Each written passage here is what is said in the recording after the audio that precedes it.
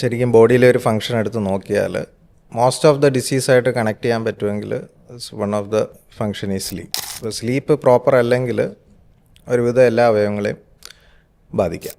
കുട്ടികൾക്ക് അലർജി വരുമ്പോൾ മാതാപിതാക്കൾ എല്ലാ ഫുഡ്സും ഈവൻ പാല് വരെ സ്റ്റോപ്പ് ചെയ്യുന്ന കണ്ടിട്ടുണ്ട്. പാല് കഫം ഉണ്ടാക്കും. അപ്പോൾ അതിനൊന്നും അങ്ങനെ ഒരു സയൻറ്റിഫിക് ബേസിസ് ശരിക്കും ഇല്ല. ഡെഫിനറ്റ്ലി ഞാൻ പറഞ്ഞല്ലോ, അലർജിയുടെ ഒരു വൺ ഓഫ് ദ മാനിഫെസ്റ്റേഷനാണ് ആസ്മ. അലർജി ഒരു ബ്രോഡ് ടേമാണ്. അപ്പോൾ അത് നമ്മുടെ കണ്ണിനെ ബാധിക്കാം, തൊണ്ടയെ ബാധിക്കാം, സ്കിന്നിനെ ബാധിക്കാം, ഈവൻ ഇൻറ്റസ്റ്റൈൻസ്, ഡയറിയൊക്കെ ആയിട്ട് വരാം. ശ്വാസത്തിനെ ബാധിക്കുമ്പോഴാണത് ആസ്മ എന്ന് പറയുന്നത്. പ്യുവർലി അതിന് ലങ് ഡിസോർഡർ എന്ന് പറയാൻ പറ്റത്തില്ല. ഇതൊരു എയർവേ ഡിസോർഡർ പ്ലസ് സ്ലീപ്പ് ഡിസോർഡറാണ്. അപ്പോൾ ഇതിൽ ഉറക്കത്തിൽ സംഭവിക്കുന്ന ശ്വാസതടസ്സം, അതാണ് നമ്മൾ സിംപ്ലിഫൈഡ് ആയിട്ട് പറയുവാണെങ്കിൽ സ്ലീപ്പ് ആപ്നിയ എന്ന് പറയുന്നത്. അത് നമ്മൾ ജനറൽ പോപ്പുലേഷൻ എടുത്ത് നോക്കിയാൽ ഒരു 70% ആളുകൾ കുറുക്കം വലിക്കുന്നുണ്ട്. അപ്പം സ്ലീപ്പ് ആപ്നിയയുടെ ഇൻസിഡൻസ് എടുത്ത് നോക്കിയാൽ അത്രയില്ല. പബ്ലിക് പ്ലേസിൽ അതൊക്കെ എന്ന് പറയുമ്പോൾ കുറച്ചുകൂടെ സിവിയറിറ്റി കാണിക്കുന്നത്. പബ്ലിക് പ്ലേസിൽ തന്നെ അല്ല ആരോടെങ്കിലും സംസാരിച്ചുകൊണ്ടിരിക്കുമ്പോൾ ഉറങ്ങിപ്പോവുക, ഡ്രൈവ് ചെയ്യുമ്പോൾ ക്ഷീണം വരുന്നത്, ഉറക്കം ഫീൽ ചെയ്യുന്നത്, അപ്പോൾ that could be sleep apnoea. അപ്പോൾ ഇതെല്ലാം കാണിക്കുന്നത് രാത്രിയുള്ള ഉറക്കം ക്വാളിറ്റി ഇല്ല എന്നുള്ള അതിലൊരു reason could be sleep apnoea. NABH accredited ആയിട്ടുള്ള ഒരു multi speciality hospital with 40 specialty in all medical disciplines with more than 300 beds. With advanced technology, expert doctors and modern infrastructure, we deliver care that's precise yet personal. SK Hospitals, touching human lives. Doctor, കേട്ടിട്ടുണ്ട് നിങ്ങളുടെ ശ്വാസകോശത്തിൻ്റെ ആരോഗ്യം അല്ലെങ്കിൽ lung health ഒരു overall ഹെൽത്തിന് വളരെ important ആണെന്ന്. അപ്പോൾ എനിക്ക് ഡോക്ടറെ കാണുമ്പോൾ ചോദിക്കാൻ തോന്നുന്ന ആദ്യത്തെ കാര്യം, നിങ്ങളുടെ ശ്വാസകോശം ആരോഗ്യകരമാണ് എന്ന് നമ്മുടെ ശരീരം തന്നെ പറയുന്ന സൂചനകൾ എന്തൊക്കെയാണ്? ഒരു ഹെൽത്തി ലങ്സ് എന്ന് വെച്ചാൽ നമുക്ക് ശ്വസിക്കുന്ന എയറിന്ന് നമുക്ക് ബോഡിക്ക് ആവശ്യമുള്ള അളവിൽ ഓക്സിജൻ ബ്ലഡിലേക്ക് എത്തിക്കുകയും അതുപോലെ നമ്മുടെ മെറ്റബോളിസത്തിൻ്റെ ബൈ പ്രൊഡക്റ്റായ കാർബൺ ഡയോക്സൈഡ് പുറത്തള്ളുകയും ചെയ്യുക എന്നുള്ളതാണ്. അപ്പം അത് യൂഷ്വലി നമുക്കൊരു അറ്റ് റെസ്റ്റിൽ നമുക്ക് വേറെ ശ്വാസം എടുക്കുന്നതിലൊന്നും ബുദ്ധിമുട്ടില്ലാതിരിക്കുക. അതുപോലെ മൈൽഡ് ആക്ടിവിറ്റീസ്, മൈൽഡ് അല്ലെങ്കിൽ ഒരു മോഡറേറ്റ് ആക്ടിവിറ്റീസ് ആണെങ്കിലും നമുക്ക് ഒരു വലിയ ബുദ്ധിമുട്ടില്ലാത്തതെന്ന് വെച്ചാൽ നമ്മുടെ ബ്രീത്തിങ് പാറ്റേൺ ഒരു അൺകംഫർട്ടബിളായിട്ട് ഫീൽ ചെയ്യാതെ അഡാപ്റ്റ് ചെയ്യുമ്പോൾ അതൊരു ഹെൽത്തി ലങ്സ് ആയിട്ട് കണക്കാക്കാം. അതുപോലെ തന്നെ നമുക്കൊരു അത്യാവശ്യം നല്ലൊരു ബ്രെത്ത് ഹോൾഡിങ് ടൈമും ഒരു 30 to 60 സെക്കൻഡ്സിൻ്റെ ഇടയ്ക്ക് അതും ചെയ്യാൻ പറ്റുന്നുണ്ടെങ്കിൽ you are having probably A healthy lungs. അപ്പോൾ ഇതിൻ്റെ നേരെ ഓപ്പോസിറ്റ് ചോദിച്ചാൽ, നിങ്ങളുടെ ശ്വാസകോശം പ്രശ്നത്തിലാവുകയാണ് എന്ന് ശരീരം കാണിക്കുന്ന ലക്ഷണങ്ങൾ എന്തൊക്കെയാണ്? ഓക്കെ, കോമൺ ആയിട്ടുള്ള നമ്മുടെ ലങ്സിൻ്റെ സിംറ്റംസ് എന്ന് പറയുമ്പോൾ പ്രധാനമായിട്ടും ഞാൻ നേരത്തെ സൂചിപ്പിച്ച പോലെ ചെറിയ ആക്ടിവിറ്റീസിൽ, അതായത് കുറച്ചൊരു 1-2 സ്റ്റെപ്സ് അല്ലെ ഒരു നിലയൊക്കെ കഴിയുമ്പോഴത്തേക്ക് കയറ്റം കയറുമ്പോൾ തന്നെ ഭയങ്കരമായിട്ട് കിതപ്പ് ഫീൽ ചെയ്യാം. കിതപ്പെന്ന് പറയുമ്പോൾ ഒരു uncomfortable feeling of one's own breathing, അതായത് നമ്മൾ ശ്വാസം എടുക്കുന്നതിന് നമുക്കൊരു അൺകംഫർട്ടബിളായിട്ട് ചേരുക. എല്ലാവരുടെയും ഇച്ചിരി എക്സേർട്ട് ചെയ്യുമ്പം ബ്രീത്തിങ് പാറ്റേൺ കൂടും, I mean rate of respiration കൂടും. പക്ഷേ അതെല്ലാം ഡിസീസല്ല. പക്ഷേ അത് നമുക്കൊരു അൺകംഫർട്ടബിളായിട്ട് ഫീൽ ചെയ്യുമ്പോഴാണ് അതിന് ഡിസ്നിയ എന്ന് പറയുന്നത്. അപ്പോൾ ഡിസ്നിയ ഓൺ എക്സർഷൻ നമ്പർ 1. പിന്നെ വരുന്നത് വിട്ടുമാറാത്ത ചുമ, നീണ്ടുകാലം നിൽക്കുന്ന ചുമ വരാം. അതുപോലെ വീസിങ്, അതായത് നമുക്ക് ശ്വാസം എടുക്കുമ്പോൾ അല്ലെങ്കിൽ ശ്വാസം പുറത്തേക്ക് വിടുമ്പോൾ എസ്പെഷ്യലി ഒരു വിസിലിംഗ് സൗണ്ട് അല്ലെങ്കിൽ ഒരു മ്യൂസിക്കൽ സൗണ്ട് വരുന്ന വീസിങ് എന്ന് പറഞ്ഞ ഇഷ്യൂ. പിന്നുള്ളത് ഈ പറഞ്ഞ കഫക്കെട്ട്, ഇടയ്ക്കിടയ്ക്ക് വരുന്ന കഫക്കെട്ട്, റിപ്പീറ്റഡ് ചെസ്റ്റ് ഇൻഫെക്ഷൻസ്. നമ്മൾ പൊതുവേ ഇടയ്ക്കിടയ്ക്ക് കോൾഡ് അല്ലെങ്കിൽ ചെസ്റ്റ് ഇൻഫെക്ഷൻസ് വരുമെന്ന് പറയുമ്പോൾ ദാറ്റ് കുഡ് ബി അലർജി. പൊതുവെ എല്ലാവരും പറയുന്ന ഒരു വൈറൽ ഇൻഫെക്ഷൻ ആയിരിക്കും, ഇടയ്ക്കിടയ്ക്ക് വൈറൽ ഇൻഫെക്ഷൻ വന്നു പോകുമെന്ന് പറയും. അപ്പോൾ അതെല്ലാം യൂഷ്വലി ഇൻഫെക്ഷൻസ് ഒരു ട്രിഗർ മാത്രമായിരിക്കും. But you will be having A underlying ഒരു അലർജി, ഒരു പെത്തോളജി കാണും. അത് could be allergic asthma, allergic bronchitis. അപ്പോൾ അതൊക്കെ റിക്കറൻ്റായിട്ട് വരുന്നുണ്ടെങ്കിലും നമുക്കൊരു ലങ് ഹെൽത്തിൻ്റെ ശരിയാവുന്നില്ല എന്നുള്ളൊരു ഇൻഡിക്കേഷൻസാണ്. ഓക്കെ ഡോക്ടർ, ഒരു പൾമനോളജിസ്റ്റിനെ കിട്ടുമ്പോൾ ഒരു ഡൗട്ട് ക്ലിയർ ചെയ്യണമെന്ന് തോന്നിയിട്ടുള്ളൊരു കാര്യമാണ്. പറഞ്ഞു കേട്ടിട്ടുണ്ട്, നിങ്ങൾ നല്ല കയറ്റം കയറുമ്പോൾ വല്ലാതെ കിതയ്ക്കുന്നു, അല്ലെങ്കിൽ ജിമ്മിൽ കുറച്ച് ഹെവിയായി വർക്കൗട്ട് ചെയ്യുമ്പോൾ കിതപ്പ് അനുഭവപ്പെടുന്നു. ഇതൊക്കെ മസിൽ വീക്ക്നെസ് കൊണ്ടാണെന്നും പറഞ്ഞു കേട്ടിട്ടുണ്ട്, അല്ല ശ്വസനത്തിൻ്റെ പ്രശ്നമാണെന്നും കേട്ടിട്ടുണ്ട്. ശരിക്കും ഇതെന്താണ് അവസ്ഥ? ഇത് ഞാൻ നേരത്തെ സൂചിപ്പിച്ച പോലെ ഡിസ്നിയ, അതായത് uncomfortable feeling of one's own breathing, അപ്പോൾ ഡിസ്നിയ ഓൺ എക്സർഷൻ, എന്തെങ്കിലും എക്സർട്ട് ചെയ്യുമ്പോൾ അതിൽ ജിമ്മാവാം, അല്ലെങ്കിൽ കയറ്റം കയറുന്നാവാം, അല്ലെങ്കിൽ ഫാസ്റ്റ് റണ്ണിങ്, എനി ആക്ടിവിറ്റീസ്. അപ്പോൾ അതൊരു അളവ്. ഇപ്പോൾ സിവിയർ ആക്ടിവിറ്റീസിൽ ഇപ്പോൾ എല്ലാവർക്കും ആ ഒരു ബുദ്ധിമുട്ട് വരും. പക്ഷേ ഒരു മൈൽഡ് മോഡറേറ്റിൽ വരുമ്പോൾ that could B A indication for your decrease in lung health. അപ്പോൾ അതിൽ എല്ലാ ഡിസ്നിയും, അതായത് എല്ലാ ഈ കിതപ്പ് വരുന്നതും ലങ്സ് മൂലം തന്നെ ആവണമെന്നില്ല, നമ്പർ 1. ഓക്കെ, അപ്പോൾ അതിൽ ലങ്സ് ഡെഫിനറ്റ്ലി ലങ്സിൻ്റെ അസുഖം, നമുക്ക് ലങ്സിൽ ചുരുക്കം വരിക, അല്ലെങ്കിൽ COPD, ആസ്മ എന്നൊക്കെ പറഞ്ഞ അസുഖം, അല്ലെങ്കിൽ ലങ്സിൽ ഫൈബ്രോസിസ്, ലങ്സ് ചുരുങ്ങുക എന്നൊക്കെ പറയുന്ന കണ്ടീഷൻ. അപ്പോൾ ഇതിനകത്തൊക്കെ കിതപ്പ് വരാം. 2, ലങ്സിൻ്റെ മസിൽസ്, അതായത് മെയിൻലി ഡയഫ്രം, നമ്മൾ ബ്രീത്ത് ചെയ്യാൻ ഹെൽപ്പ് ചെയ്യുന്ന മോസ്റ്റ് ഇമ്പോർട്ടൻറ്റ് മസിലാണ് ഡയഫ്രം.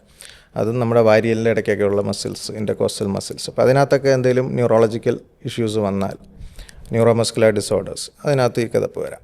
അപ്പോൾ ഇത് കൂടാതെ തന്നെ ഒരു patient stress, chronic stress, anxiety ഇതൊക്കെ ഉണ്ടെങ്കിൽ അവരുടെ ബ്രീത്തിങ് പാറ്റേൺ ഒരു ഷാലോ, അത്ര ഡീപ്പായിരിക്കില്ല, ഷാലോ ആൻഡ് സ്ലോ ആയിരിക്കും. അപ്പോൾ ഇതും കിതപ്പിന് കോൺട്രിബ്യൂട്ട് ചെയ്യാം. അപ്പോൾ എല്ലാ കിതപ്പും ലങ്സ് കൊണ്ടാവണമെന്നില്ല. Another important one is കാർഡിയാക്കോസിസ്.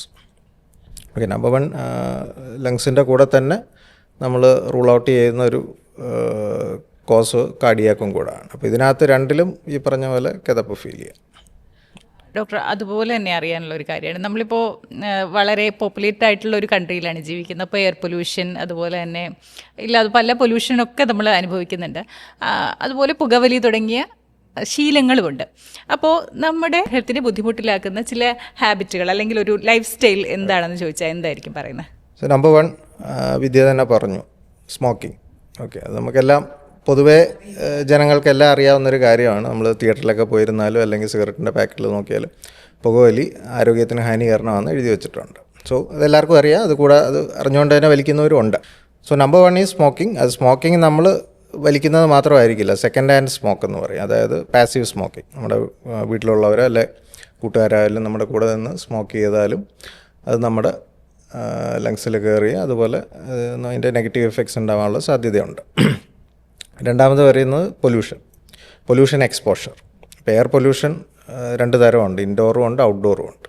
Outdoor air pollution നമുക്കെല്ലാം പൊതുവേ അറിയാം അല്ലേ, വണ്ടിയിൽ നിന്നൊക്കെ വരുന്നതും ഫാക്ടറീസ് അങ്ങനെയൊക്കെയുള്ള പൊല്യൂട്ടൻസ് അല്ലെ, ഓസോൺ പോലുള്ള പൊല്യൂട്ടൻസ്. അപ്പോൾ ഇതെല്ലാം ലങ്സിനെ നെഗറ്റീവ്ലി എഫക്റ്റ് ചെയ്യും. അപ്പോൾ ഇത് കൂടാതെ നമ്മൾ ഇതിലും ഔട്ട്ഡോർ പൊല്യൂഷനെക്കാട്ടി ശരിക്കും കൂടുതൽ പ്രോബ്ലം ഉണ്ടാക്കുന്ന ഇൻഡോർ പൊല്യൂഷൻ. ഇൻഡോർ പൊല്യൂഷൻ നമ്മുടെ വീട്ടിനുള്ളിൽ തന്നെയുള്ള ഈ മോൾസ്, ഫംഗസ് പോലുള്ള, അല്ലെങ്കിൽ ഹൗസ് ഡസ്റ്റ് മൈറ്റ്, ഇതൊക്കെ will effect your lung health. പിന്നുള്ളത് ഈ പറഞ്ഞ ഒരു വ്യായാമക്കുറവ്, ഒരു സെഡൻറ്ററി ലൈഫ് സ്റ്റൈല് ഫോളോ ചെയ്യുന്ന ഒരാളാണ്, അതുപോലെ ബ്രീത്തിങ് എക്സസൈസ് അങ്ങനെയൊന്നും അല്ലെങ്കിൽ നമുക്കൊരു അയപ്പ് കൂട്ടുന്ന ടൈപ്പ് ആക്ടിവിറ്റീസ് ഒന്നും ചെയ്യുന്നില്ല എങ്കിൽ chronically your lung capacity will decline. അപ്പോൾ ദാറ്റ് ഈസ് അനദർ കോസ്.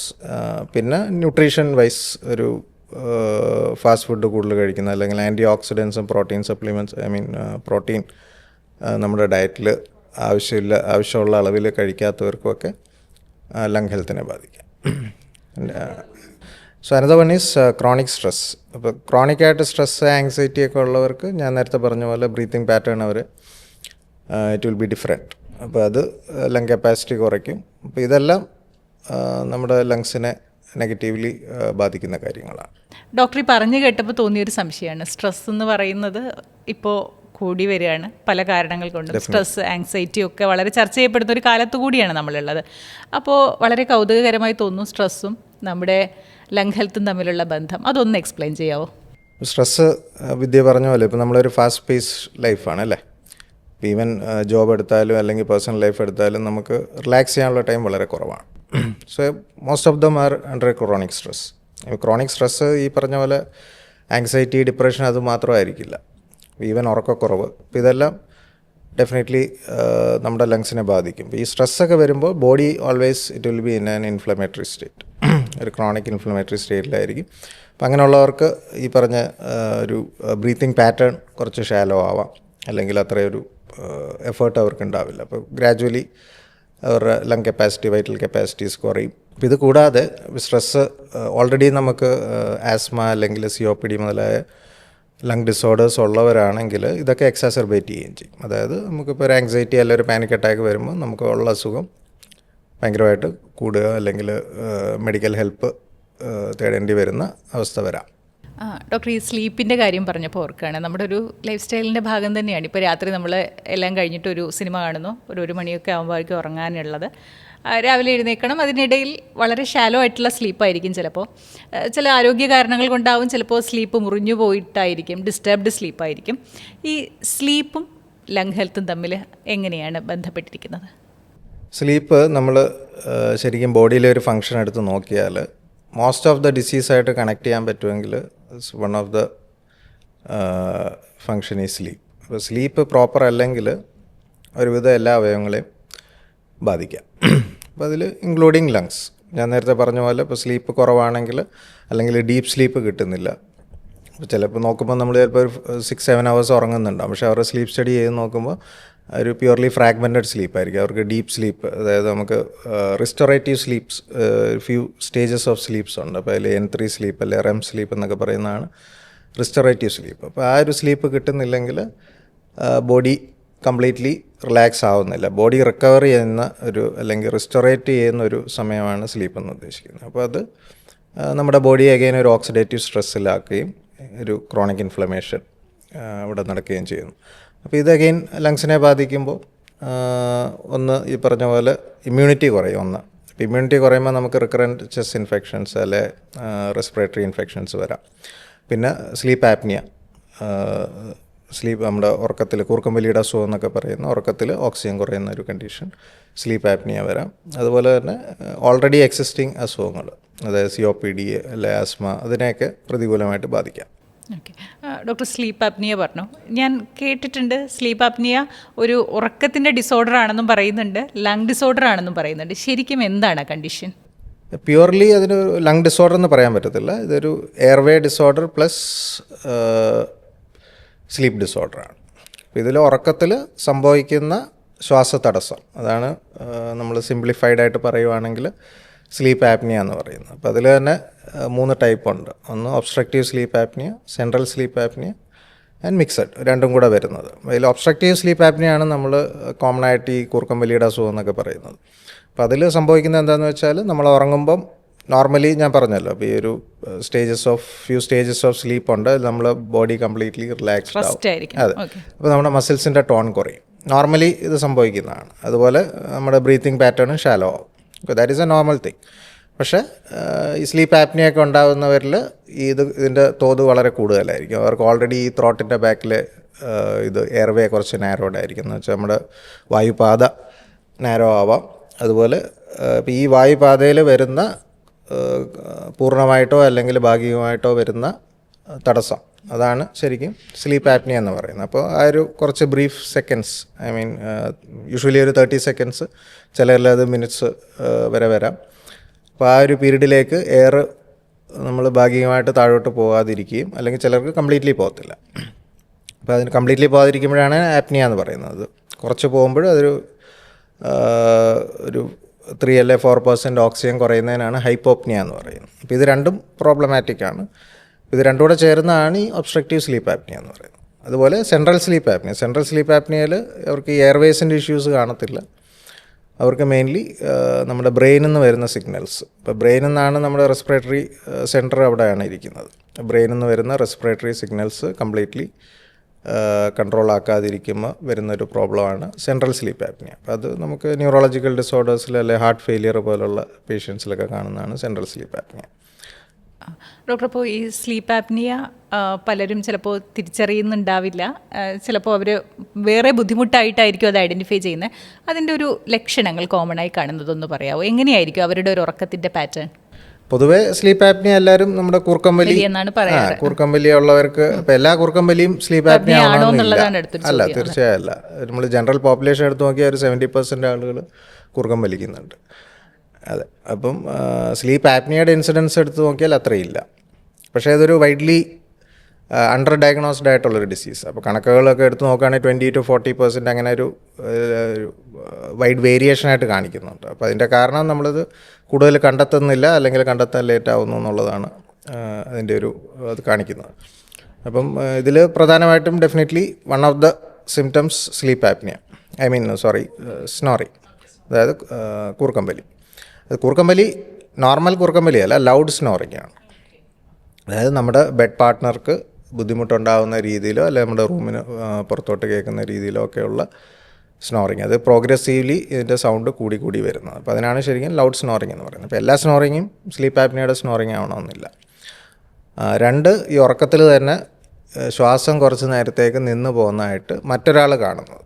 ഇപ്പോൾ എപ്പോഴും നമ്മൾ സ്ലീപ്പ് ആപ്നിയ സിംറ്റംസ്, ഈ ഉറക്കത്തിലെ സിംറ്റംസ് അല്ലെങ്കിൽ ഹിസ്റ്ററി എടുക്കുന്നത് പേഷ്യൻറ്റിൻ്റെ പാർട്ട്ണറിൽ നിന്നായിരിക്കും, അല്ലെങ്കിൽ കൂടെ ആരാ കിടക്കുന്നതെന്ന് വെച്ചിട്ട് അവരുടെ നിന്നായിരിക്കും. കാരണം നമുക്ക് പേഷ്യൻറ്റിന് ഇതൊന്നും ഫീൽ ചെയ്യുന്നുണ്ടാവില്ല. അപ്പോൾ ഇതിന് ആപ്നിയാസ് എന്നാണ് പറയുന്നത്, ഒബ്സർവ്ഡ് ആപ്നിയാസ്. അതായത് കുറച്ച് നേരത്തേക്ക് ശ്വാസം നിന്ന് പോകുന്നത്. ഞാൻ നേരത്തെ പറഞ്ഞ പോലെ ഒരു 30 സെക്കൻഡ്സ് അല്ലെ 1 മിനിറ്റൊക്കെ ചിലപ്പം കംപ്ലീറ്റ്ലി സ്റ്റോപ്പ് ആവും. കുറച്ച് കഴിയുമ്പോൾ ബ്രെയിൻ എവേക്ക് ആവും.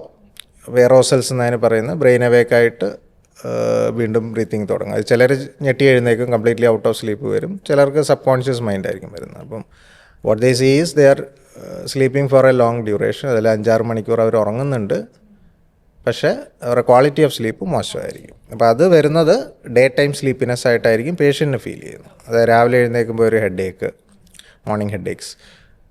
2, പൊതുവെ ആക്ടിവിറ്റി, എപ്പോഴും ഒരു ക്ഷീണം, കിടക്കണം എന്നുള്ളൊരു ചിന്ത വരിക. 2, നമ്മൾ പ്രത്യേകിച്ചൊന്നും ചെയ്യാതിരിക്കുമ്പോൾ, ഉദാഹരണത്തിന് TV കണ്ടുകൊണ്ടിരിക്കുക അല്ലെങ്കിൽ പേപ്പറൊക്കെ വായിച്ചുകൊണ്ടിരിക്കുമ്പോൾ അറിയാതെ ഒന്ന് ഡോസ് ഓഫ് ആയി പോവുക. പിന്നെ പബ്ലിക് പ്ലേസിൽ, അതൊക്കെ എന്ന് പറയുമ്പോൾ കുറച്ചുകൂടെ സിവിയറിറ്റി കാണിക്കുന്ന പബ്ലിക് പ്ലേസിൽ തന്നെ അല്ലെ ആരോടെങ്കിലും സംസാരിച്ചുകൊണ്ടിരിക്കുമ്പോൾ ഉറങ്ങിപ്പോവുക. ഡ്രൈവ് ചെയ്യുമ്പോൾ വരുന്ന, അതൊരു വളരെ ഇമ്പോർട്ടൻറ്റ് ഫാക്ടറാണ്. എസ്പെഷ്യലി ഡ്രൈവ് ചെയ്യുമ്പോൾ ക്ഷീണം വരുന്നത്, ഉറക്കം ഫീൽ ചെയ്യുന്നത്. അപ്പോൾ that could be sleep apnoea.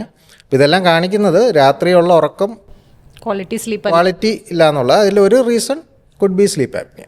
വേറെയും ഇഷ്ടംപോലെ സ്ലീപ്പ് ഡിസോർഡേഴ്സ് ഉണ്ട്. അപ്പോൾ ഇതിനകത്തെല്ലാം ഇത് വരാം. അപ്പോൾ ഒരു സ്ലീപ്പ് ആപ്നിയെ സംബന്ധിച്ച് ഒരു സ്പെസിഫിക് സിംറ്റംസ് എന്ന് പറയാൻ നമുക്ക് ബുദ്ധിമുട്ടാണ്. കാരണം ഇതെല്ലാം സ്ലീപ്പ് ഡിസോർഡേഴ്സിൻ്റെ ഭാഗമാവാം. സ്ലീപ്പ് ഡിസോർഡേഴ്സ് എന്ന് പറയുന്നത് വലിയൊരു ടോപ്പിക്കാണ്. അപ്പോൾ ഇതിനകത്തെല്ലാം ഈ പറഞ്ഞ സിംറ്റംസ് വരാം. അപ്പോൾ അത് നമുക്ക് റൂൾ ഔട്ട് ചെയ്യുക എന്നുള്ളതാണ്. അതെ. പിന്നെ ഉള്ളത് ഈ കോഗ്നേറ്റീവ് ഇഷ്യൂസ്, അതായത് ഓർമ്മക്കുറവ് ഫീൽ ചെയ്യാം, ബ്രെയിൻ ഫോഗിങ്, നമ്മൾ പെട്ടെന്ന് എന്തെങ്കിലും ആലോചിക്കുമ്പോൾ ഒരു മൂടിച്ച പോലെ ഫീൽ ചെയ്യുക. ഇതൊക്കെയാണ് ഇൻ ജനറൽ വരുന്നത്. സ്ത്രീകളെ സംബന്ധിച്ച് സ്നോറിങ് കമ്പാരിറ്റീവ്ലി കുറവാണ്. അപ്പോൾ അവർക്ക് കൂടുതലും ഈ പറഞ്ഞ പകൽ ക്ഷീണം, ജോലി ചെയ്യാനുള്ള വിമുഖത, ഡിപ്രഷൻ വളരെ കോമൺ ആണ് സ്ത്രീകളിൽ സ്ലീപ്പ് ആപ്നിയ കാരണം. അതുപോലെ മൂഡ് ചേഞ്ചസ്, പെട്ടെന്ന് ദേഷ്യം വരിക, മൂഡ് ഇറിറ്റബിലിറ്റി, ഇതൊക്കെയാണ് സ്ത്രീകളിൽ കോമൺ ആയിട്ട് കണ്ടുവരുന്നത്. പിന്നെ അതർ കോംപ്ലിക്കേഷൻസ്, നമ്മുടെ ഉദാഹരണക്കുറവ്, ആണുങ്ങളിൽ കാണുന്ന ഉദാഹരണക്കുറവ്, ലോസ് ഓഫ് ലിബിഡോ, ശാരീരിക ബന്ധത്തിൽ ഏർപ്പെടാനുള്ള ഒരു ഇൻട്രസ്റ്റ് ഒക്കെ കുറയുക, ഇതെല്ലാം ഇതിൻ്റെ ഭാഗങ്ങളായിട്ട് വരാം. ഓക്കെ. വൺസ് ഡോക്ടർ നമ്മളിത് സ്ലീപ്പ് ആപ്നിയ ആണെന്ന് റൂൾ ഔട്ട് ചെയ്തു എന്നിരിക്കട്ടെ, ഈ ട്രീറ്റ്മെൻറ്റ് ഓപ്ഷൻസ് അവൈലബിൾ ആണോ? എന്തൊക്കെയാണ്? ഏറ്റവും നമ്മൾ പഴയതിൽ തുടങ്ങി ഏറ്റവും നൂതനമായ ട്രീറ്റ്മെൻറ്റ് ഓപ്ഷൻസ് വരെ പറഞ്ഞാൽ എന്തൊക്കെയായിരിക്കും? സ്ലീപ്പ് ആപ്നിയ ഡയഗ്നോസ് ചെയ്യുന്നത് സ്ലീപ്പ് സ്റ്റഡി വെച്ചിട്ടാണ്. ഓക്കെ, അത് നമ്മൾ ഹോം സ്റ്റഡിയുണ്ട്, ഹോസ്പിറ്റൽ സ്റ്റഡിയുണ്ട്. ഇപ്പോൾ പ്യുവർലി സ്ലീപ്പ് ആപ്നിയ ഡയഗ്നോസ് ചെയ്യാനാണെങ്കിൽ നമ്മൾ ഹോം സ്റ്റഡി ആയാലും മതി, ലെവൽ 2 സ്റ്റഡി എന്ന് പറയും. അത് വേറെ നമ്മൾ അസോസിയേറ്റഡ് ഇനി അതർ സ്ലീപ്പ് ഡിസോർഡേഴ്സ് കൂടെ ചെക്ക് ചെയ്യണമെങ്കിൽ ലെവൽ 1, അതായത് ഇൻ ഹോസ്പിറ്റൽ സ്റ്റഡി അത് ചെയ്യാമെന്ന് പറയും. അതുപോലെ എന്തെങ്കിലും കോംപ്ലിക്കേഷൻസ് ഉള്ള പേഷ്യൻ്റ് ആണെങ്കിലും ഹോസ്പിറ്റലിൽ തന്നെ ചെയ്യുന്നതാണ് നല്ലത്. വൺസ് യു ഡയഗ്നോസ് ഇറ്റ്, നമ്മളതിന് 3 കാറ്റഗറി ഉണ്ട് grading, severity, mild, moderate, severe. അതനുസരിച്ചായിരിക്കും ട്രീറ്റ്മെൻറ്റ് വരുന്നത്. മൈൽഡിൽ യൂഷ്വലി നമ്മൾ ലൈഫ് സ്റ്റൈൽ മോഡിഫിക്കേഷൻസ്, വെയിറ്റ് കുറയ്ക്കുക. അപ്പം ഈ സ്ലീപ്പ് ആപ്നിയ പൊതുവേ ഹിസ്റ്റോറിക്കലി പറയുകയാണെങ്കിൽ അത് കൂടുതലും തടിയുള്ളവരിൽ അല്ലെങ്കിൽ ഒബീസിറ്റി ഉള്ളവരിലായിട്ടാണ് കണക്കാക്കിയിരുന്നത്. പക്ഷേ ഒരു നല്ല significant number of non obese sleep apnea പേഷ്യൻസും ഉണ്ട്. അതിൽ അനാറ്റമിക്കൽ ഫാക്ടേഴ്സ് ആവാം, അല്ലെ ജസ്റ്റ് നമുക്ക് ഈ കുടവയറുള്ളവർക്ക്, അതർവൈസ് ലീൻ ആയിരിക്കും, ജസ്റ്റ് കുടവയറുണ്ടെങ്കിൽ it can cause sleep apnea. Okay, fatty liver. അപ്പം തടി മാത്രമല്ല, ഇപ്പം തടിയില്ലെങ്കിലും സ്ലീപ്പ് ആപ്നിയ വരാം. ഓക്കെ, അപ്പം ലെവൽ 1-ലാണെങ്കിൽ, ഐ മീൻ മൈൽഡ് ഡിസീസ് ആണെങ്കിൽ ഈ പറഞ്ഞ ലൈഫ് സ്റ്റൈൽ മോഡിഫിക്കേഷൻസ്, അല്ല ഒരു പക്ഷേ ചരിച്ചർക്ക് ഈ പറഞ്ഞ പോലെ പൊസിഷണൽ ആപ്നിയാസ് ആയിരിക്കും. മലന്ന് കിടക്കുമ്പോൾ മാത്രമേ കാണുള്ളൂ, ചരിഞ്ഞ് കിടക്കുമ്പോൾ കാണത്തില്ല. അപ്പോൾ അതൊക്കെ നമുക്ക് സ്ലീപ്പ് സ്റ്റഡിയിൽ കണക്കാക്കാൻ പറ്റും. നമ്മൾ ഫിനോടൈപ്പ് ചെയ്തിട്ടാണ് ട്രീറ്റ്മെൻറ്റിന് ഡിസൈഡ് ചെയ്യുന്നത്. അപ്പോൾ അവർക്ക് അങ്ങനെ ഒരു പൊസിഷണൽ ചേഞ്ച് എക്സ്പ്ലെയിൻ ചെയ്ത് കൊടുക്കാൻ, ചരിഞ്ഞ് കിടന്നുറങ്ങുന്നത്. വെയിറ്റ് കുറയ്ക്കുന്ന അങ്ങനെയുള്ള കാര്യങ്ങൾ ലെവൽ 1 ഐ മീൻ മൈൽഡ് ഡിസീസിൽ. മൈൽഡ് ഡിസീസിൽ തന്നെ ഒബ്സർവ്ഡ് ആപ്നിയ ഉണ്ട്, അല്ലെങ്കിൽ നമുക്ക് ടെസ്റ്റിൽ നമ്മൾ ഉദ്ദേശിക്കുന്ന അത്ര സിവിയറിറ്റി കാണുന്നില്ല, but symptoms are severe during day time, അല്ലെങ്കിൽ ഒബ്സർവ്ഡ് ആപ്നിയ എന്ന് വെച്ചാൽ ശ്വാസം നിൽക്കുന്നതായിട്ട് മറ്റുള്ളവർ കണ്ടിട്ടുണ്ട്. അപ്പോൾ അങ്ങനെ ഉണ്ടെങ്കിലും യു ക്യാൻ പ്രിസ്ക്രൈബ് CPAP. അപ്പോൾ CPAP ആണ് നമ്മുടെ സ്ലീപ്പ് ആപ്നിയയുടെ ഗോൾഡ് സ്റ്റാൻഡേർഡ് ട്രീറ്റ്മെൻറ്റ് എന്ന് പറയുന്നത്. ഓക്കെ, അത് ടോളറേറ്റ് ചെയ്യാൻ പറ്റുന്നവർക്ക് that is a main treatment currently available. അപ്പോൾ അത് സ്റ്റിൽ നമുക്ക് വേണമെങ്കിൽ മൈൽഡിൽ ചില പേഷ്യൻസിന് കൊടുക്കേണ്ടി വരാറുണ്ട്. മോഡറേറ്റ് സിവിയറിലും again first choice of treatment is CPAP. പിന്നെ വരുന്നത് സർജിക്കൽ മെത്തേഡ്സ് ആണ്, അല്ലെങ്കിൽ ഓറൽ ആപ്ലയൻസസ് ഒക്കെ യൂസ് ചെയ്യാം. അതും അഗെയിൻ മൈൽഡ് മോഡറേറ്റ് കേസിലൊക്കെയാണ് ഓറൽ ആപ്ലയൻസ്, നമ്മുടെ ഈ താടിയെല്ലൊക്കെ ഇച്ചിരി ഫ്രണ്ടിലോട്ട് വരുന്ന രീതിയിലുള്ള വിയറബിൾ ഡിവൈസസ് ഉണ്ട് വായിലേക്ക് വയ്ക്കുന്നത്. അപ്പോൾ അത് കൺസിഡർ ചെയ്യാം. അല്ലെങ്കിൽ ടങ്ങിൻ്റെ മസിൽസിനെ ഇലക്ട്രിക്കൽ സ്റ്റിമുലേഷൻ കൊടുക്കുന്നപ്പോൾ these are all for only mild or moderate, maximum moderate cases. സിവിയറിൽ എന്തായാലും CPAP ആണ് ഇനീഷ്യലി സ്റ്റാർട്ട് ചെയ്യുന്നത്. സർജറി വരുന്നത് നമ്മൾ CPAP എടുത്തിട്ടും കംപ്ലീറ്റ്ലി ഇമ്പ്രൂവ് ആവുന്നില്ല, ചിലർക്ക് CPAP ടോളറേറ്റ് ചെയ്യാൻ പറ്റത്തില്ല. അപ്പോൾ അങ്ങനെയൊക്കെ വരുമ്പോൾ you can consider four airway surgeries. അല്ലെങ്കിൽ ഇപ്പോൾ എന്തെങ്കിലും കറക്റ്റ് ഒബ്സ്ട്രക്ഷൻ ആണ്, ഇപ്പോൾ മൂക്കിൻ്റെ ബാക്കിൽ എന്തെങ്കിലും ദശയോ, അല്ലെങ്കിൽ എസ്പെഷ്യലി അത് വരുന്ന കൂടുതലും കുട്ടികളിലാണ്. കുട്ടികളിൽ സ്ലീപ്പ് ആപ്നിയയിൽ മോസ്റ്റ് കോമൺ നമ്മുടെ അഡിനോയിഡ്സ് അല്ലെങ്കിൽ ടോൺസിൽസ് ഒക്കെ ഉള്ളത്. അപ്പോൾ അവർക്ക് ആ സർജറിയൊക്കെ ചെയ്യുമ്പോൾ ഒരുവിധം ക്ലിയർ ആവും. അപ്പം അതാണ് സർജിക്കൽ ഓപ്ഷൻസ് ഉള്ളത്. പിന്നെ ഇപ്പം ലേറ്റസ്റ്റ് ആയിട്ടുള്ളത് ഈ പറഞ്ഞ, ഇപ്പം ഇതുവരെ നമുക്കങ്ങനെ മെഡിക്കേഷൻസ് വൈസ് വളരെ കുറവായിരുന്നു. ചില മെഡിക്കേഷൻസ് ഉണ്ട്, പക്ഷേ ഒരു വളരെ ചെറിയ ശതമാനം ഓഫ് ലൂപ്പ് ഗെയിനൊക്കെ ഉള്ള പേഷ്യൻസിന് അങ്ങനെയൊക്കെ ഉള്ളവർക്ക് മാത്രമേ കൊടുക്കാൻ പറ്റത്തുള്ളൂ. പക്ഷേ ഇപ്പം നമുക്ക് തടിയുള്ളവരിൽ, അതായത് BMI ഒരു 27 മുകളിൽ ഉള്ള പേഷ്യൻസ്, അതിൻ്റെ കൂടെ നമുക്ക് OSAയും കൂടെ ഉണ്ടെങ്കിൽ, അതായത് സ്ലീപ്പ് ആപ്നിയ ഡയഗ്നോസ് ആയിട്ടുണ്ടെങ്കിൽ you can try anti obesity medications. അപ്പോൾ അതിൽ ഒരു ട്രയലുണ്ട്. ട്രയലിൽ കാണിച്ചേക്കുന്നതെന്ന് വെച്ചാൽ ഇപ്പോൾ CPAP എടുത്തുകൊണ്ടിരിക്കുന്നവരിലും എടുക്കാതിരിക്കുന്നവരിലും ഇഞ്ചക്ഷൻ എടുക്കുന്നതിന് ശേഷം നല്ല രീതിയിൽ ഒരു 50% എങ്കിലും നമ്മുടെ ഈ സ്കോറിങ് സിവിയറിറ്റി ഇമ്പ്രൂവ്മെൻറ്റ് വരുന്നതായിട്ട് കാണുന്നുണ്ട്. ഓക്കെ, അപ്പോൾ അതാണ് ഒരു അപ്കമ്മിങ് ഒരു ഫാർമക്കോളജിക്കൽ മെത്തേഡ് എന്ന് പറഞ്ഞു. അപ്പോൾ അത് ബാക്കിയെല്ലാം നമുക്ക് നോൺ ഫാർമക്കോളജിക്കൽ മെത്തേഡ്സ് ആണ്. ഓക്കെ ഡോക്ടർ, അതുപോലെ തന്നെ പറഞ്ഞു കേട്ടിട്ടുള്ളതാണ്, അല്ലെങ്കിൽ നമ്മൾ പൊതുവേ കേൾക്കുന്നതാണ്, ഉറക്കത്തിൽ ഓക്സിജൻ കുറഞ്ഞു പോയി, അറിഞ്ഞില്ല, ആൾ മരിച്ചുപോയി എന്ന് കേൾക്കുന്നുണ്ട്, അല്ലെങ്കിൽ ഹോസ്പിറ്റലൈസ്ഡ് ആയി എന്ന് കേൾക്കുന്നുണ്ട്. ഈ അവസ്ഥ എന്താണ്, ഒന്ന് എക്സ്പ്ലെയിൻ ചെയ്യാമോ? ഉറക്കത്തിൽ ഞാൻ ഇപ്പോൾ ഡിസ്കസ് ചെയ്ത പോലെ sleep apnea number 1. Okay, sleep ആപ്നിയയിൽ ഈ പറഞ്ഞ പോലെ ഒരു ബ്രീഫ് ടൈം, അത് ഓരോ പേഷ്യൻറ്റിനെ ഡിപ്പെൻഡ് ചെയ്യും, 30 seconds അപ് ടു 2 minutes. എപ്പോഴാണ് ഈ ഡേഞ്ചർ ആവുന്ന ഒരു കണ്ടീഷൻ വരുന്നത്? അറിയാണ്ട് പോകുന്നു, ഓക്സിജൻ കുറഞ്ഞു പോയി, അങ്ങനത്തെ അവസ്ഥ വരാറുണ്ടോ ശരിക്കും? അതഗെയിൻ സ്ലീപ്പ് സ്റ്റഡി ചെയ്യുമ്പോഴാണ് നമുക്കത് അറിയാൻ പറ്റുന്നത്. അപ്പോൾ ഒരു 50% താഴോട്ടൊക്കെ ചില പേഷ്യൻസിന് പോകാറുണ്ട്. അപ്പോൾ അത് വരുമ്പോൾ there is A significant risk. ഇപ്പോൾ ഉറക്കത്തിൽ നമുക്ക് അറ്റാക്ക് വരിക, സ്ട്രോക്ക് വരിക എന്നൊക്കെ ഇട്ടില്ല. അപ്പോൾ ഇതൊക്കെ സ്ലീപ്പ് ആപ്നിയ ഉണ്ടെങ്കിൽ ഇതിൻ്റെയൊക്കെ റിസ്ക് ക്വൈറ്റ് ഹൈ ആണ്. യൂഷ്വൽ നോർമൽ ഒരാളെ കാട്ടി ഒരു 3-4 times ഇൻക്രീസ് ചെയ്യും ഇതിൻ്റെ റിസ്ക് എല്ലാം. പിന്നെ ഉള്ളത് എല്ലാം ഓക്സിജൻ കുറയുന്നത് സ്ലീപ്പ് ആപ്നിയ ആവണമെന്നില്ല. It could be hypo ventilation, അതായത് നമ്മുടെ ബ്രീത്തിങ് പാറ്റേൺ അല്ലെങ്കിൽ അതിൻ്റെ റേറ്റ് മന്ദഗതിയിലാവുകയാണെന്നുള്ളത്. അപ്പോൾ അത് യൂഷ്വലി വരുന്നത് നമുക്ക് ഈ ന്യൂറോമസ്കുലർ ഡിസോർഡേഴ്സ്, നേരത്തെ സൂചിപ്പിച്ച പോലെ മസിൽസിനെയൊക്കെ ബാധിക്കുന്ന, ശ്വാസത്തിൻ്റെ മസിലിനെയൊക്കെ ബാധിക്കുന്ന ടൈപ്പ് അസുഖങ്ങൾ, അതുപോലെ COPD, ആസ്മ അല്ലെങ്കിൽ ലങ് ഫൈബ്രോസിസ്, ലങ് സംബന്ധമായിട്ടുള്ള ക്രോണിക് ഡിസീസിലൊക്കെ ഇങ്ങനെയുള്ള പേഷ്യൻസിന് പൊതുവേ നോർമലി ഞാൻ പറഞ്ഞല്ലോ, ഒരു സ്ലീപ്പിൽ ഷാലോ ബ്രീത്തിങ് ആവും, നോർമൽ, നമുക്കെല്ലാവർക്കും അങ്ങനെ ആയിരിക്കും. ഈ അസുഖം കൂടെ ഉള്ളപ്പോൾ അത് ഫർദർ കുറയും. അപ്പോൾ അത് നോർമലി ഇങ്ങനെയുള്ള ക്രോണിക് പേഷ്യൻസിന് അവർക്ക് അകത്തോട്ടെടുക്കുന്ന ഓക്സിജനും പുറത്തേക്ക് വിടുന്ന കാർബൺ ഡയോക്സൈഡും അത്ര എഫക്റ്റീവ് ആയിരിക്കില്ല ക്രോണിക് ആയിട്ടുള്ള പേഷ്യൻസ് കേട്ടോ. അപ്പം ഇതും കൂടെ വരുമ്പോൾ, സ്ലീപ്പും കൂടെ വരുമ്പോൾ ഒരു ഹൈപ്പോ വെന്റിലേഷനിൽ പോകും. അപ്പോൾ അവരുടെ ബ്ലഡിൽ കാർബൺ ഡയോക്സൈഡ് കൂടും. അതിനാണ് സ്ലീപ്പ് ഹൈപ്പോ വെന്റിലേഷൻ എന്ന് പറയുന്നത്. അത് ഇൻ റിട്ടേൺ നമ്മുടെ ഓക്സിജൻ ലെവൽസ് കുറയ്ക്കാം. ഡോക്ടർ, ഇനി നമ്മൾ കുഞ്ഞുങ്ങളുടെ കാര്യത്തിലേക്ക് വന്നാൽ പലർക്കും ആശങ്കയുണ്ട്, എൻ്റെ കുഞ്ഞിന് എപ്പോഴും തുമ്മലാണ്, ജലദോഷമാണ്, വിട്ടുമാറുന്നില്ല. ഇത് നമ്മൾ അഡ്രസ്സ് ചെയ്യേണ്ട ഒരു കാര്യം തന്നെയാണോ, അല്ലെങ്കിൽ എപ്പോഴാണ് ഇതൊരു പൾമനോളജിസ്റ്റിൻ്റെ അടുത്ത് പോയിട്ട് നമ്മൾ അഡ്രസ്സ് ചെയ്യേണ്ട അവസ്ഥ എത്തുന്നത്? തീർച്ചയായിട്ടും കുഞ്ഞുങ്ങളിൽ അലർജി വളരെ കോമൺ ആണ് അല്ലേ. അതിൽ one of the reasons is അവർക്കൊരു ഇമ്മ്യൂൺ സിസ്റ്റം അവർ ഡെവലപ്പ് ആയിക്കൊണ്ടിരിക്കുകയാണ്. അപ്പോൾ അവർക്കൊരു പെട്ടെന്ന് പുതിയൊരു സബ്സ്റ്റൻസുമായിട്ട് വരുമ്പം, എക്സ്പോഷർ വരുമ്പം ചിലപ്പം റിയാക്ഷൻസ് ഉണ്ടാവാം. It's number 1. 2 ജനറ്റിക്കൽ ഫാക്ടേഴ്സാണ്.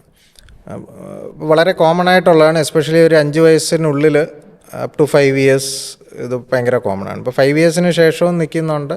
കാരണം 5 ഇയേഴ്സ് വരെ എന്തെങ്കിലും ഒരു നമുക്ക് ചെറിയ വൈറൽ ഇൻഫെക്ഷൻസോ അതൊക്കെ വന്നു കഴിഞ്ഞാലും ഈ പറഞ്ഞ സെയിം സിംറ്റംസ് ആയിരിക്കും. ചിലർക്ക് വീസിങ് വരും. വീസിങ് അണ്ടർ 5 വീസ് എന്നാണ് ഞാൻ പറയുന്നത്. അപ്പോൾ അത് ഭയങ്കര കോമൺ ആണ്. അപ്പോൾ അത് ശ്രദ്ധിക്കേണ്ടത് മൾട്ടി ട്രിഗർ ആണോ അല്ലെങ്കിൽ സിംഗിൾ ട്രിഗർ ആണോ എന്ന്. അപ്പോൾ ജസ്റ്റ് ഒരു ഇൻഫെക്ഷൻ വരുമ്പോൾ മാത്രമുള്ളതാണെങ്കിൽ പ്രോബബ്ലി അത് ഇൻഫെക്ഷൻ റിലേറ്റഡ് ആയിരിക്കും. 5 വയസ്സ് വരെ വളരെ കോമൺ ആണ്. അപ്പോൾ 5 വയസ്സിന് ശേഷവും നിൽക്കുന്നു. അതുപോലെ നമുക്ക് പനിയൊന്നും ഇല്ലാതെയും വരുന്നു. അത് കാലാവസ്ഥ മാറ്റമോ അല്ലെങ്കിൽ എന്തെങ്കിലും പൊടി ഹ്യൂമിഡിറ്റി ചേഞ്ചസ് അതൊക്കെ വരുമ്പോഴും വരുന്നുണ്ടെങ്കിൽ may be you are dealing with allergy എന്നുള്ളതാണ്. ഓക്കെ. അപ്പോൾ അത് പിന്നീട് കുട്ടികളുടെ ഒരു അലർജി പാറ്റേൺ കണ്ടുവരുന്നതെന്ന് വെച്ചാൽ ഫുഡ് അലർജിയൊക്കെ ചിലപ്പം ചേഞ്ച് ആവാം. ഓക്കെ. അത് ഫോർ എക്സാമ്പിൾ മിൽക്ക്, എഗ്ഗ് അലർജിയൊക്കെ പിന്നീട് ചിലപ്പം ഇല്ലാണ്ടാവാറുണ്ട്. എൻവയൺമെൻറ്റൽ അലർജീസ്, അതായത് പൊള്ളൻസ്, മോൾസ്, അതൊക്കെ ചിലപ്പം മാറിയിട്ട് നമ്മൾ എൻവയൺമെൻറ്റ് മാറുന്നതനുസരിച്ച് അത് ചേഞ്ച് ആവാം. അപ്പോൾ allergy usually it is again chronic condition. അല്ല, കംപ്ലീറ്റ്ലി മാറുമെന്ന് ചോദിച്ചാൽ ഇല്ല. അതൊരു ഔട്ട് ഗ്രോ ചെയ്യും ചിലരിൽ, കുട്ടികളിൽ എസ്പെഷ്യലി. ഒരു പ്രായമാകുമ്പോൾ ചിലപ്പോൾ അത് കംപ്ലീറ്റ്ലി അവർക്ക് റിമിഷൻ സിംറ്റം ഒന്നും കാണത്തില്ല. But at some point of time ലൈഫിൽ എപ്പോഴും അതിൻ്റെ ഒരു റിസ്ക് കാണും, അതിൻ്റെ സിംറ്റംസ് വരാനുള്ളത്. ഡോക്ടർ, ഒരു കുഞ്ഞിന് അലർജി ഉണ്ട് എന്നിരിക്കട്ടെ. അപ്പോൾ നമ്മൾ പാരൻസ് എന്താ ചെയ്യുന്നതെന്ന് വെച്ചാൽ അവർ തണുപ്പത്ത് എക്സ്പോസ് ചെയ്യില്ല, പിന്നെ തണുത്തതൊന്നും കൊടുക്കില്ല, ഐസ്ക്രീം കൊടുക്കില്ല, ആകെ റെസ്ട്രിക്ഷൻസ് വെച്ചിട്ടാണ്. ഇത് ശരിക്കും ശരിയായ മാർഗ്ഗം തന്നെയാണോ? അങ്ങനെയാണോ അലർജിയുള്ള ഒരു കുഞ്ഞിനെ നമ്മൾ ട്രീറ്റ് ചെയ്യേണ്ടത്? അത് തണുപ്പ് ഒരു ഫാക്ടറാണ്. നമുക്ക് അലർജി സിംറ്റംസ് ഉണ്ടാവാനുള്ളൊരു ഫാക്ടറാണ്. കാരണം തണുപ്പ് വരുമ്പോൾ നമുക്ക് ബോഡിയിൽ നമ്മുടെ സെക്രീഷൻസൊക്കെ കുറയും, ഹ്യൂമിഡിറ്റി ചേഞ്ച് വരുന്ന കാരണം. അപ്പോൾ അത് ഡ്രൈ ആവും. അപ്പോൾ കൂടുതൽ റിയാക്റ്റീവ് ആവും നമ്മുടെ എയർവേസ്, ശ്വാസം പോകുന്ന പാതകൾ കൂടുതൽ റിയാക്റ്റീവ് ആവും. അപ്പോൾ നമുക്ക് തുമ്മലോ അല്ലെങ്കിൽ വീസിങ്ങോ അതൊക്കെ വരാം. അപ്പോൾ ആ ഒരു സമയത്ത് അലർജി ഉണ്ടാക്കുന്നത് പ്യുവർലി തണുപ്പായിരിക്കില്ല. അലർജി ഉണ്ടാവാനുള്ള കാരണം അതിന് ചുറ്റും എവിടെയെങ്കിലും കാണും. അതായത് നമുക്ക് വീട്ടിനുള്ളിലാണെങ്കിൽ ഹൗസ് ഡസ്റ്റ് മൈറ്റ്, നമ്മുടെ ബെഡ്ഷീറ്റിലൊക്കെ കാണുന്ന കോട്ടൺ സാധനങ്ങളിലൊക്കെ കാണുന്ന ഒരു ചെള്ളു പോലത്തെ ഒരു സാധനമാണ്, നമുക്ക് മൈക്രോസ്കോപ്പിക് സാധനമാണ്. അപ്പോൾ അതാവാം. അപ്പോൾ ഈ കാലാവസ്ഥ മാറുന്നതനുസരിച്ച് വരുന്നത് അതുകൊണ്ടാണ്. തണുത്ത ഫുഡ്സ് അഗെയിൻ സെയിം ഫാക്ടറാണ്. അപ്പോൾ നമുക്ക് ആ ഒരു ടെൻഡൻസി ഉള്ള സമയത്താണെങ്കിൽ ചിലപ്പോൾ സിംറ്റംസ് വരാം. അല്ലാതെ ഡയറക്റ്റ്ലി നമുക്കതിന് കണക്ഷൻ പറയാൻ പറ്റത്തില്ല. അഗെയിൻ സെയിം വിത്ത് ഫുഡ് അലർജി. ഇപ്പോൾ സാധാരണ കാണുന്നത് കുട്ടികൾക്ക് അലർജി വരുമ്പോൾ മാതാപിതാക്കൾ എല്ലാ ഫുഡ്സും, ഇപ്പോൾ ഈവൻ പാല് വരെ സ്റ്റോപ്പ് ചെയ്യുന്ന കണ്ടിട്ടുണ്ട്. പാല് കഫം ഉണ്ടാക്കും. അപ്പോൾ അതിനൊന്നും അങ്ങനെ ഒരു സയൻറ്റിഫിക് ബേസിസ് ശരിക്കും ഇല്ല. അപ്പോൾ പാലിന് അലർജി, ലാക്ടോസ് ഇൻടോളറൻസ് അങ്ങനെയൊക്കെ ഉള്ളവരാണെങ്കിൽ സ്റ്റോപ്പ് ചെയ്യണം. അതർവൈസ് ഇല്ല. ഫുഡ് അലർജി ഡിഫറെൻ്റ് ആണ്. ഓക്കെ. ഫുഡ് അലർജിയിൽ യൂഷ്വലി ഞാൻ പറഞ്ഞ പോലെ തുമ്മൽ, ശ്വാസം മുട്ട് ക്രോണിക്കായിട്ട് വരത്തില്ല, അക്യൂട്ടായിട്ട് വരാം. പെട്ടെന്ന് ഇപ്പം നമ്മളിപ്പോൾ എന്തെങ്കിലും ഷെൽഫിച്ച് കഴിച്ചു അല്ലെങ്കിൽ പീനട്ട്സ് കഴിച്ചിട്ട് പെട്ടെന്ന് മുഖമൊക്കെ തടിക്കുകയും അതെ ശ്വാസം മുട്ട് വരാം. ഈവൻ സിവിയറായിട്ട് നമുക്ക് ഈവൻ BP വരെ കുറഞ്ഞ അനാഫൈലാക്സിസ് എന്നുള്ള കണ്ടീഷനിൽ വരെ പോവാം. അപ്പോൾ അത് ഡിഫറെൻ്റ് ആണ്. പക്ഷേ റെഗുലർലി വരുന്ന ഈ തുമ്മൽ അതുമൊക്കെ യൂഷ്വലി എയറോ അലർജൻസ് ആണ്. അത് നമ്മുടെ അന്തരീക്ഷത്തിലുള്ള അലർജൻസ് ആണ്. പിന്നെ റെയർലി ഒരു ചെറിയ ശതമാനം ആളുകളിൽ റോ ഫ്രൂട്ട്സ്, വെജിറ്റബിൾസ് കഴിച്ചാൽ ഇത് റെയർ തിങ്, അങ്ങനെയുള്ളവർക്ക് ചിലപ്പോൾ ട്രിഗർ ചെയ്യാറുണ്ട്. അപ്പോൾ അത് വളരെ ഒരു ചെറിയ ശതമാനം ആളുകളിലേ ഉള്ളൂ. അതങ്ങനെ ശ്രദ്ധിച്ചിട്ടുണ്ടെങ്കിൽ മാത്രം അവോയ്ഡ് ചെയ്യുക എന്നുള്ളത്. അതർവൈസ് നമുക്ക് ചെയ്യാൻ പറ്റുന്ന വേണമെങ്കിൽ ഒരു അലർജി ടെസ്റ്റ് എടുത്ത് നോക്കാം. അലർജി സ്കിൻ പ്രിക് ടെസ്റ്റ് എടുത്ത് നോക്കിയിട്ട് അത് സേഫ് ആണെങ്കിൽ യു ക്യാൻ കണ്ടിന്യൂ. പിന്നെ പാരൻസിനുള്ളൊരു കോമൺ ആയ സംശയമാണ്, ചിലർ പറയുന്നുണ്ട് ഒരു 5-6 വയസ്സാകുമ്പോഴേക്കും ഇതങ്ങ് പോയിക്കോളും, അല്ല ഇതിപ്പോഴേ ട്രീറ്റ് ചെയ്തില്ലെങ്കിൽ ഇത് ആസ്മ എന്ന് പറയുന്ന കണ്ടീഷനിലേക്ക് എത്തും, കുട്ടി ജീവിതകാലം മുഴുവൻ ബുദ്ധിമുട്ടും. ഏതാണ് ശരി? ഞാൻ നേരത്തെ പറഞ്ഞല്ലോ, അപ് ടു 5 ഇയേഴ്സ് നമുക്ക് ഈ ആസ്മ അതുപോലെ ഇത് പ്യുവർലി ഒരു ഇൻഫെക്ഷൻ റിലേറ്റഡ് ആണോ എന്ന് സിംറ്റംസ് പറയാൻ കംപ്ലീറ്റ്ലി കുറച്ച് ഡിഫിക്കൽട്ടാണ്. കാരണം ഒരു ഭൂരിഭാഗം കുട്ടികളെടുത്താലും ഇവർക്ക് വൈറൽ ഇൻഫെക്ഷൻസ് ഉണ്ടാകുമ്പോൾ ചെറിയ വീസ്, തുമ്മൽ ഇതെല്ലാം വരും. 2 ആഫ്റ്റർ 5 ഇയേഴ്സ്, ഇപ്പോൾ 5 വയസ്സിന് ശേഷവും ഇതിങ്ങനെ വന്നുകൊണ്ടിരിക്കുന്നുണ്ട്. അതുപോലെ മൾട്ടി ട്രിഗർ, ഞാൻ നേരത്തെ സൂചിപ്പിച്ച പോലെ പനിയില്ലാത്ത സമയത്തും ഇത് വരുന്നു. അതുപോലെ ഇടയ്ക്ക് കംപ്ലീറ്റ്ലി നോർമലായിട്ടിരിക്കുന്നു, സിംറ്റം ഫ്രീ ഇൻ്റർവെൽസ്. അപ്പോൾ ഇതൊക്കെ ഒരു ഡെവലപ്പിംഗ് അലർജി അല്ലെങ്കിൽ ഒരു ആസ്മയുടെ ഇൻഡിക്കേഷൻസ് ആയിരിക്കാം. ഓക്കെ. അപ്പോൾ ആസ്മ ഡെഫിനറ്റ്ലി ഞാൻ പറഞ്ഞല്ലോ, അലർജിയുടെ ഒരു വൺ ഓഫ് ദ മാനിഫെസ്റ്റേഷൻ ആണ് ആസ്മ. അലർജി ഒരു ബ്രോഡ് ടേമാണ്. അപ്പോൾ അത് നമ്മുടെ കണ്ണിനെ ബാധിക്കാം, തൊണ്ടയെ ബാധിക്കാം, സ്കിന്നിനെ ബാധിക്കാം, ഈവൻ ഇൻറ്റസ്റ്റൈൻസ്, ഡയറിയൊക്കെ ആയിട്ട് വരാം. ശ്വാസത്തിനെ ബാധിക്കുമ്പോഴാണത് ആസ്മ എന്ന് പറയുന്നത്. ഓക്കെ, അപ്പോൾ അത് ഒരു കണക്കെടുത്ത് നോക്കുകയാണെങ്കിൽ അലർജി ഉള്ളവരിലൊരു 20-40% ആളുകളിൽ ആസ്മ വരാം. 20-40% ആളുകൾ. ഡോക്ടർ ഇത് പറഞ്ഞു കേൾക്കുമ്പോൾ തോന്നുന്നത് പലരും ഇതൊന്ന് കൺഫ്യൂസ്ഡ് ആണ്. ഈ അലർജി തന്നെയാണ് ആസ്മ എന്നും അലർജിയുടെ കൂടിയ ഫോമാണ് ആസ്മ എന്നൊക്കെ വിചാരിക്കുന്നവരുണ്ട്. ശരിക്കും ആസ്മയുടെ ശരിക്കുള്ള ലക്ഷണങ്ങൾ എന്താണ് ആസ്മ? ആസ്മ അഗെയിൻ ഒരു ക്രോണിക് കണ്ടീഷനാണ്. എന്ന് വെച്ചാൽ നീണ്ടകാലം നീണ്ടു നിൽക്കുന്ന ശ്വാസകോശത്തിൽ വരുന്ന നീർക്കെട്ടും അതുപോലെ ശ്വാസപാതയിൽ, അതായത് എയർവേസിൽ വരുന്ന ചുരുക്കത്തിനെയാണ് ആസ്മ എന്ന് പറയുന്നത്. അപ്പോൾ ഇത് തന്നെ ചുരുക്കം തന്നെ 2 ടൈപ്പ് ഉണ്ട്. ഒന്ന് റിവേഴ്സിബിൾ, ഇറിവേഴ്സിബിൾ. എന്ന് വെച്ചാൽ നമുക്ക് ചുരുക്കം ഇമ്പ്രൂവ്മെൻറ്റ് വരുന്നതിനാണ് ശരിക്കും ആസ്മ എന്ന് പറയുന്നത്. Majority of the patients chronic ആകുമ്പോൾ അതും റിവേഴ്സിബിൾ ആവും. അപ്പോൾ ചുരുക്കം ഇറിവേഴ്സിബിളാണ്. റിവേഴ്സ് ചെയ്യാൻ പറ്റുന്നില്ലാത്ത പേഷ്യൻസിനാണ് നമ്മൾ COPD എന്ന് പറയുന്നത്. ഓക്കെ, അത് നമ്മൾ പുകവലി അല്ലെങ്കിൽ പൊല്യൂഷനൊക്കെ കാരണം വരുന്ന ലങ് ഡിസോർഡറാണ് COPD. അപ്പോൾ ആസ്മയിൽ primarily most common cause allergy തന്നെയാണ്. ഞാൻ നേരത്തെ പറഞ്ഞ പോലെ അലർജിയുടെ വൺ ഓഫ് ദ മാനിഫെസ്റ്റേഷനാണ് ആസ്മ. അപ്പോൾ അതിൽ ആസ്മയിൽ തന്നെ അലർജിക്കും ഉണ്ട്, നോൺ അലർജിക്കും ഉണ്ട്. അപ്പോൾ അലർജിക് ആസ്മയാണ് നമ്മൾ ഈ പറയുന്ന കുഞ്ഞിലെയൊക്കെ വരുന്ന ചൈൽഡ്ഹുഡ് ഓൺസെറ്റ് ആസ്മ, അല്ലെങ്കിൽ ഈ തുമ്മൽ, നേസൽ പോളിപ്സ്, അതൊക്കെ അങ്ങനെയൊക്കെ കൂടുതൽ പ്രിഡോമിനൻറ്റ് സിംറ്റംസ് ഉള്ളവർക്ക് വരുന്നതാണ് allergic asthma. Non allergic asthma എന്ന് പറയുമ്പോൾ അത് നമുക്ക് ഈ അഡൽട്ട് ഓൺസെറ്റ് ആസ്മയിലാണ് കൂടുതൽ കാണുന്നത്. എന്ന് വെച്ചാൽ ഒരു പ്രായമായതിനു ശേഷം വരുന്ന ആസ്മ, എസ്പെഷ്യലി ഒരു 30-40 ഇയർ ഫീമെയിൽസിലാണ് അത് കൂടുതൽ വരുന്നത്. മോർ അസോസിയേറ്റഡ് വിത്ത് ഒബീസിറ്റി, തടിയുള്ളവരിൽ, അതുപോലെ സ്മോക്ക് ചെയ്യുന്നവർ, പൊല്യൂഷൻ, പിന്നെ റിക്കറൻറ്റ് വൈറൽ ഇൻഫെക്ഷൻസ്, വൈറൽ അല്ലെങ്കിൽ ബാക്ടീരിയൽ ഇൻഫെക്ഷൻസ് ഇടയ്ക്കിടയ്ക്ക് നമുക്കിങ്ങനെ ഈ വൈറൽ ഫ്ലൂ ഒക്കെ ഇങ്ങനെ വന്നുകൊണ്ടിരിക്കുകയാണെങ്കിലും maybe in future you are at risk of getting a airway disease, അതൊരു ആസ്മ പോലുള്ള അസുഖം. ഓക്കെ ഡോക്ടർ, ഈ ആസ്മയ്ക്ക് നമുക്കറിയുന്ന പരിഹാരം ഒന്നുകിൽ ടാബ്ലറ്റ് എടുക്കാം അല്ലെങ്കിൽ ഇൻഹേലേഴ്സ് യൂസ് ചെയ്യാം. എന്താണ് ഈ മെഡിക്കേഷനും ഇൻഹേലറും തമ്മിലുള്ള പ്രധാന വ്യത്യാസം? അതിൽ ഞാനെനിക്ക് കറക്റ്റ് ചെയ്യാൻ ആഗ്രഹിക്കുന്നത്, ടാബ്ലറ്റ് നമ്മളെപ്പോഴും സെക്കൻഡറി പറയണം. സെക്കൻഡറിയാണ്. Okay. Number 1 should be inhalers. Asthma നമ്മൾ നോക്കുകയാണെങ്കിൽ ഓവർ ഒരു ലാസ്റ്റ് 30 ഇയേഴ്സൊക്കെ ആയിട്ട് നമ്മുടെ ഇൻഹേലേഴ്സാണ് കൂടുതൽ. അപ്പോൾ ഇൻഹേലേഴ്സ് വന്നതിന് ശേഷം നമ്മൾ ഓറൽ മെഡിക്കേഷൻസ് വളരെ റെയർലിയേ കൊടുക്കാറുള്ളൂ. ഈ ഓറൽ മെഡിക്കേഷനും ഇൻഹേലേഴ്സും തമ്മിൽ എങ്ങനെയാണ് വ്യത്യാസപ്പെട്ടിരിക്കുന്നത് ശരീരത്തിൽ അതിൻ്റെ ഒരു പ്രവർത്തനം? ഇൻഹേലേഴ്സ് എന്ന് പറഞ്ഞാൽ ഒരു കൈൻഡ് ഓഫ് ടാർഗറ്റഡ് തെറാപ്പി. അത് നമ്മൾ ലങ്സിനെ നമുക്ക് എവിടെയാണോ മരുന്ന് എത്തിക്കേണ്ടത് അതിനെ മാത്രം ടാർഗറ്റ് ചെയ്യുക എന്നുള്ളതാണ് ഇൻഹേലർ കൊണ്ട് ഉദ്ദേശിക്കുന്നത്. ഇപ്പോൾ ഇൻഹേലറിൻ്റെ കേസിൽ അത് ലങ്സാണ്. അപ്പോൾ ലങ്സിലെത്തുമ്പോൾ 2 അഡ്വാൻറ്റേജസ് ആണ്. ഒന്ന് ഫാസ്റ്റർ ഓൺസെറ്റ് ഓഫ് ആക്ഷൻ. ഇപ്പോൾ നമുക്ക് ആസ്മ പോലുള്ള എന്ന് പറയുമ്പോൾ പെട്ടെന്നൊരു അറ്റാക്ക് വരും. പെട്ടെന്നൊരു അറ്റാക്ക് വരുമ്പം നമുക്ക് വീനീട് ഫാസ്റ്റർ റിലീഫ് അല്ലേ, പെട്ടെന്ന് നമുക്ക് റിലീഫ് വേണം. അപ്പോൾ അതിന് നമുക്കൊരു പഫ് അടിച്ച് കഴിഞ്ഞാൽ നേരെ ലങ്സിലെത്തും. അവിടെ തന്നെ ഒരു ലോക്കൽ ആക്ഷൻ ഉണ്ടാവും. അതിൻ്റെ ചുരുക്കം കുറയ്ക്കുക, നീർക്കെട്ട് കുറയ്ക്കുക, അതൊക്കെയാണ് അതിൻ്റെ ഫംഗ്ഷൻ വരുന്നത്. അപ്പോൾ അത് ഫാസ്റ്റർ ഓൺസെറ്റ് ആക്ഷൻ നമ്പർ 1. 2, നമ്മൾ ടാബ്ലറ്റിൽ കഴിക്കുകയാണെങ്കിൽ ഇപ്പോൾ സെയിം കണ്ടീഷനിൽ നമ്മൾ ടാബ്ലറ്റ് കഴിച്ചു. ടാബ്ലറ്റ് നമ്മുടെ വയറ്റിൽ പോയി പിന്നെ ലിവറിൽ ചെന്ന് ഫസ്റ്റ് പാസ് മെറ്റബോളിസം ഒക്കെ കഴിഞ്ഞ് ബ്ലഡിലേക്ക് കയറണം. ബ്ലഡിൽ കയറിയാലേ പിന്നെ അവസാനം ഈ നമുക്ക് ടാർഗറ്റ് ഓർഗനിൽ എത്തത്തുള്ളൂ. അപ്പോൾ അവിടെ എത്തുമ്പോഴത്തേക്ക് ആ ഒരു ടൈം ഡിലേ വരും, നമ്പർ 1. 2, സൈഡ് എഫക്ട്സ് കൂടുതലായിരിക്കും. ബ്ലഡിലോട്ട് കൂടുതൽ കയറുന്നു, അപ്പം മറ്റവയവങ്ങളിലൊക്കെ പോകാം. ഉദാഹരണത്തിന് ഇപ്പം ടാബ്ലറ്റ് ആയിട്ടുള്ളത് നമ്മുടെ ഈ അസ്താലിൻ അല്ലെങ്കിൽ ഡെർഫിലിൻ പോലുള്ള മരുന്നുകളൊക്കെ നമുക്ക് കാർഡിയാക് സൈഡ് എഫക്ട്സ് ഒക്കെ ഉള്ളവരാണ്, എസ്പെഷ്യലി ഓൾഡർ ഏജ് പേഷ്യൻസിൽ. അപ്പം അത് ഒഴിവാക്കാം. 3, ഇതിൻ്റെ ഡോസ് കുറച്ച് മതി. ഇൻഹേലർ ആകുമ്പോൾ നമ്മൾ യൂഷ്വലി ഇപ്പം സ്റ്റിറോയിഡ്സിൻ്റെ കണക്കെടുക്കുകയാണെങ്കിൽ ഇൻഹേലറിൽ മൈക്രോഗ്രാം ക്വാണ്ടിറ്റീസാണ്, ടാബ്ലറ്റ് നമ്മൾ മില്ലിഗ്രാം ക്വാണ്ടിറ്റീസ്. അപ്പോൾ 1000 ടൈംസ് ഡിഫറൻസ് ഉണ്ട്. അപ്പോൾ ഡോസും കുറവായിരിക്കും. അപ്പോൾ ചുരുക്കം പറഞ്ഞാൽ ഫാസ്റ്റർ ആക്ഷൻ, പെട്ടെന്നുള്ളൊരു റിലീഫ് കിട്ടും, എഫക്റ്റ് കൂടുതലും സൈഡ് എഫക്റ്റ് കുറവും. ഇതാണ് പ്രൈമറിലി ഉള്ളത്. പിന്നെ ഒരു സാധാരണക്കാരൻ്റെ അറിവ്, നമ്മൾ സ്റ്റിറോയിഡാണ് ഇൻഹേലേഴ്സായി യൂസ് ചെയ്യുന്നത്. ഒരിക്കൽ ഇൻഹേലേഴ്സ് യൂസ് ചെയ്ത് തുടങ്ങിയാൽ നമ്മൾ അതിന് അഡിക്റ്റ് ആവുന്നു, ഡിപ്പെൻഡൻ്റ് ആവുന്നു. ഇത് ശരിയാണോ? ഇതൊരു ഭയങ്കര കോമൺ ആയിട്ടുള്ള ക്വസ്റ്റ്യനാണ്.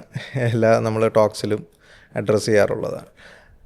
ഇൻഹേലേഴ്സ് നേരത്തെ പറഞ്ഞ പോലെ എല്ലാ ഇൻഹേലറും സ്റ്റിറോയിഡ്സ് അല്ല, സ്റ്റിറോയിഡ് അല്ലാത്ത ഇൻഹേലേഴ്സും ഉണ്ട്. പക്ഷേ ആസ്മ സംബന്ധിച്ച് സ്റ്റിറോയിഡുള്ള ഇൻഹേലേഴ്സ് വേണം. ഇപ്പം primary treatment in asthma is inhaled steroids. Tablet ആയിട്ടുള്ള സ്റ്റിറോയിഡ്സ് അല്ല, ഇൻഹെയിൽഡ് സ്റ്റിറോയിഡ്സ്. അപ്പോൾ ഇത് കൂടാതെ വേറെ ബ്രോങ്കോഡൈലേറ്റസ് എന്നൊക്കെ പറയുന്ന ക്ലാസ് ഓഫ് മെഡിക്കേഷൻസും നമ്മൾ ഇൻഹേലറായിട്ട് കൊടുക്കും. അപ്പോൾ രണ്ടും കൊടുക്കേണ്ടി വരാറുണ്ട്. ഇപ്പോൾ COPD-യിലൊക്കെ ആണെങ്കിൽ കൂടുതലും സ്റ്റിറോയിഡ് ഇല്ലാത്ത ഇൻഹേലേഴ്സാണ് ഇനീഷ്യലി പ്രിഫർ ചെയ്യുക. ചില പേഷ്യൻസിന് സ്റ്റിറോയിഡ് കൊടുക്കേണ്ടി വരാറുണ്ട്. അപ്പോൾ ഇൻഹേലേഴ്സിൽ ഈ പറഞ്ഞ പോലെ ഇതിനൊരു അഡിക്ഷൻ പ്രോപ്പർട്ടി ഒന്നുമില്ല. അപ്പോൾ അതൊരു ക്രോണിക് ഡിസീസാണ്. ഞാൻ നേരത്തെ പറഞ്ഞില്ലേ, ഇതെല്ലാം COPD, ആസ്മയൊക്കെ നമ്മൾ കമ്പയർ ചെയ്യുകയാണെങ്കിൽ ഒരു ഡയബറ്റീസോ അല്ലെങ്കിൽ ഹൈപ്പർ ടെൻഷൻ പോലുള്ള അസുഖങ്ങൾ തന്നെയാണ്. അത് നമ്മുടെ ക്രോണിക് ആയിട്ടുള്ളത്. അതിങ്ങനെ ഒരു റെമിഷൻ എപ്പോഴും സിംറ്റം ചിലപ്പോൾ കാണണമെന്നില്ല. അതിൻ്റെ അർത്ഥം അസുഖം മാറിയെന്നല്ല.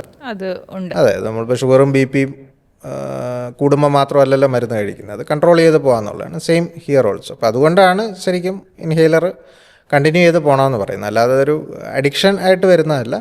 ചിലർക്ക് ഈ പറഞ്ഞ പോലെ ഇൻഹേലേഴ്സ് ഒരു ഡോസ് അവർക്ക് സ്റ്റിറോയിഡ് സെൻസിറ്റീവ് ആയിട്ടുള്ളവർ ലോങ് ടേം എടുക്കുന്നവർ 30 years 40 years ഒക്കെ എടുക്കുമ്പോൾ സ്റ്റോപ്പ് ചെയ്യുമ്പോൾ അതിൻ്റെ ചെറിയ ബുദ്ധിമുട്ടുകൾ വരാം.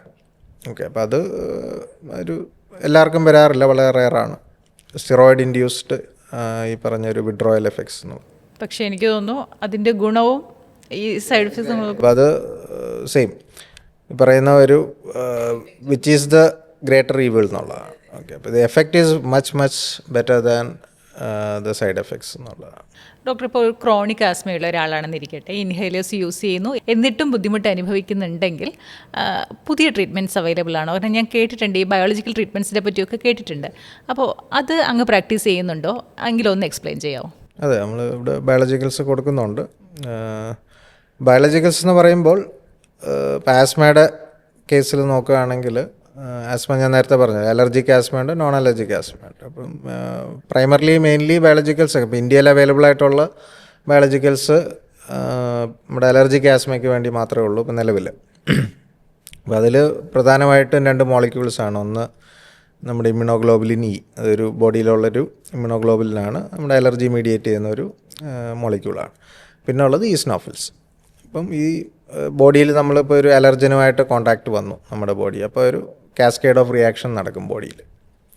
അപ്പോൾ ഒരു ഇൻഫ്ലമേറ്ററി പാത്വേ എന്ന് പറയും. അപ്പോൾ അതിൽ ഏതെങ്കിലും ഒരു പോയിന്റിൽ ടാർഗറ്റ് ചെയ്യുന്ന മെഡിസിൻ കൊടുക്കുന്നതിനാണ് ബയോളജിക്കൽസ് അല്ലെങ്കിൽ ടാർഗറ്റഡ് തെറാപ്പി എന്ന് പറയുന്നത്. അപ്പോൾ അതിൽ ഹിസ്റ്റോറിക്കലി ആദ്യം വന്നത് നമ്മുടെ ഈ ഒമാലിസുമാബ് എന്ന് പറഞ്ഞിട്ടാണ്. അത് IgE-ക്കെതിരെയുള്ള മരുന്നാണ്. അപ്പോൾ അത് പ്യുവർലി ഒരു എട്ടോപ്പിക്, അതായത് നല്ല അലർജി മീഡിയേറ്റഡ് മാത്രമായിട്ടുള്ള ആസ്മയാണെങ്കിൽ അത് വർക്ക് ചെയ്യും IG. ബാക്കി മെജോറിറ്റി ഓഫ് പേഷ്യൻസിന് ഈസ്നോഫിൽസൂടെ കൂടുതലാണ്.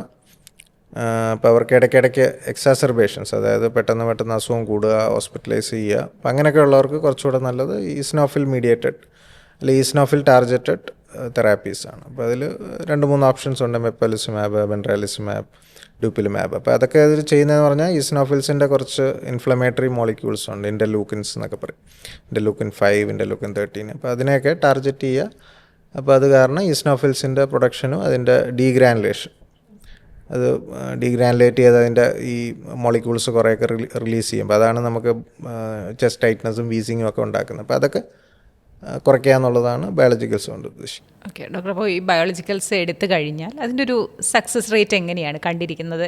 അങ്ങയുടെ അടുത്തേക്ക് വരുന്ന രോഗികളുടെ ഒരു എങ്ങനെ അവർ ബുദ്ധിമുട്ടിൽ നിന്നും മറികടന്നു എന്നാണ് തോന്നിയിട്ടുള്ളത്?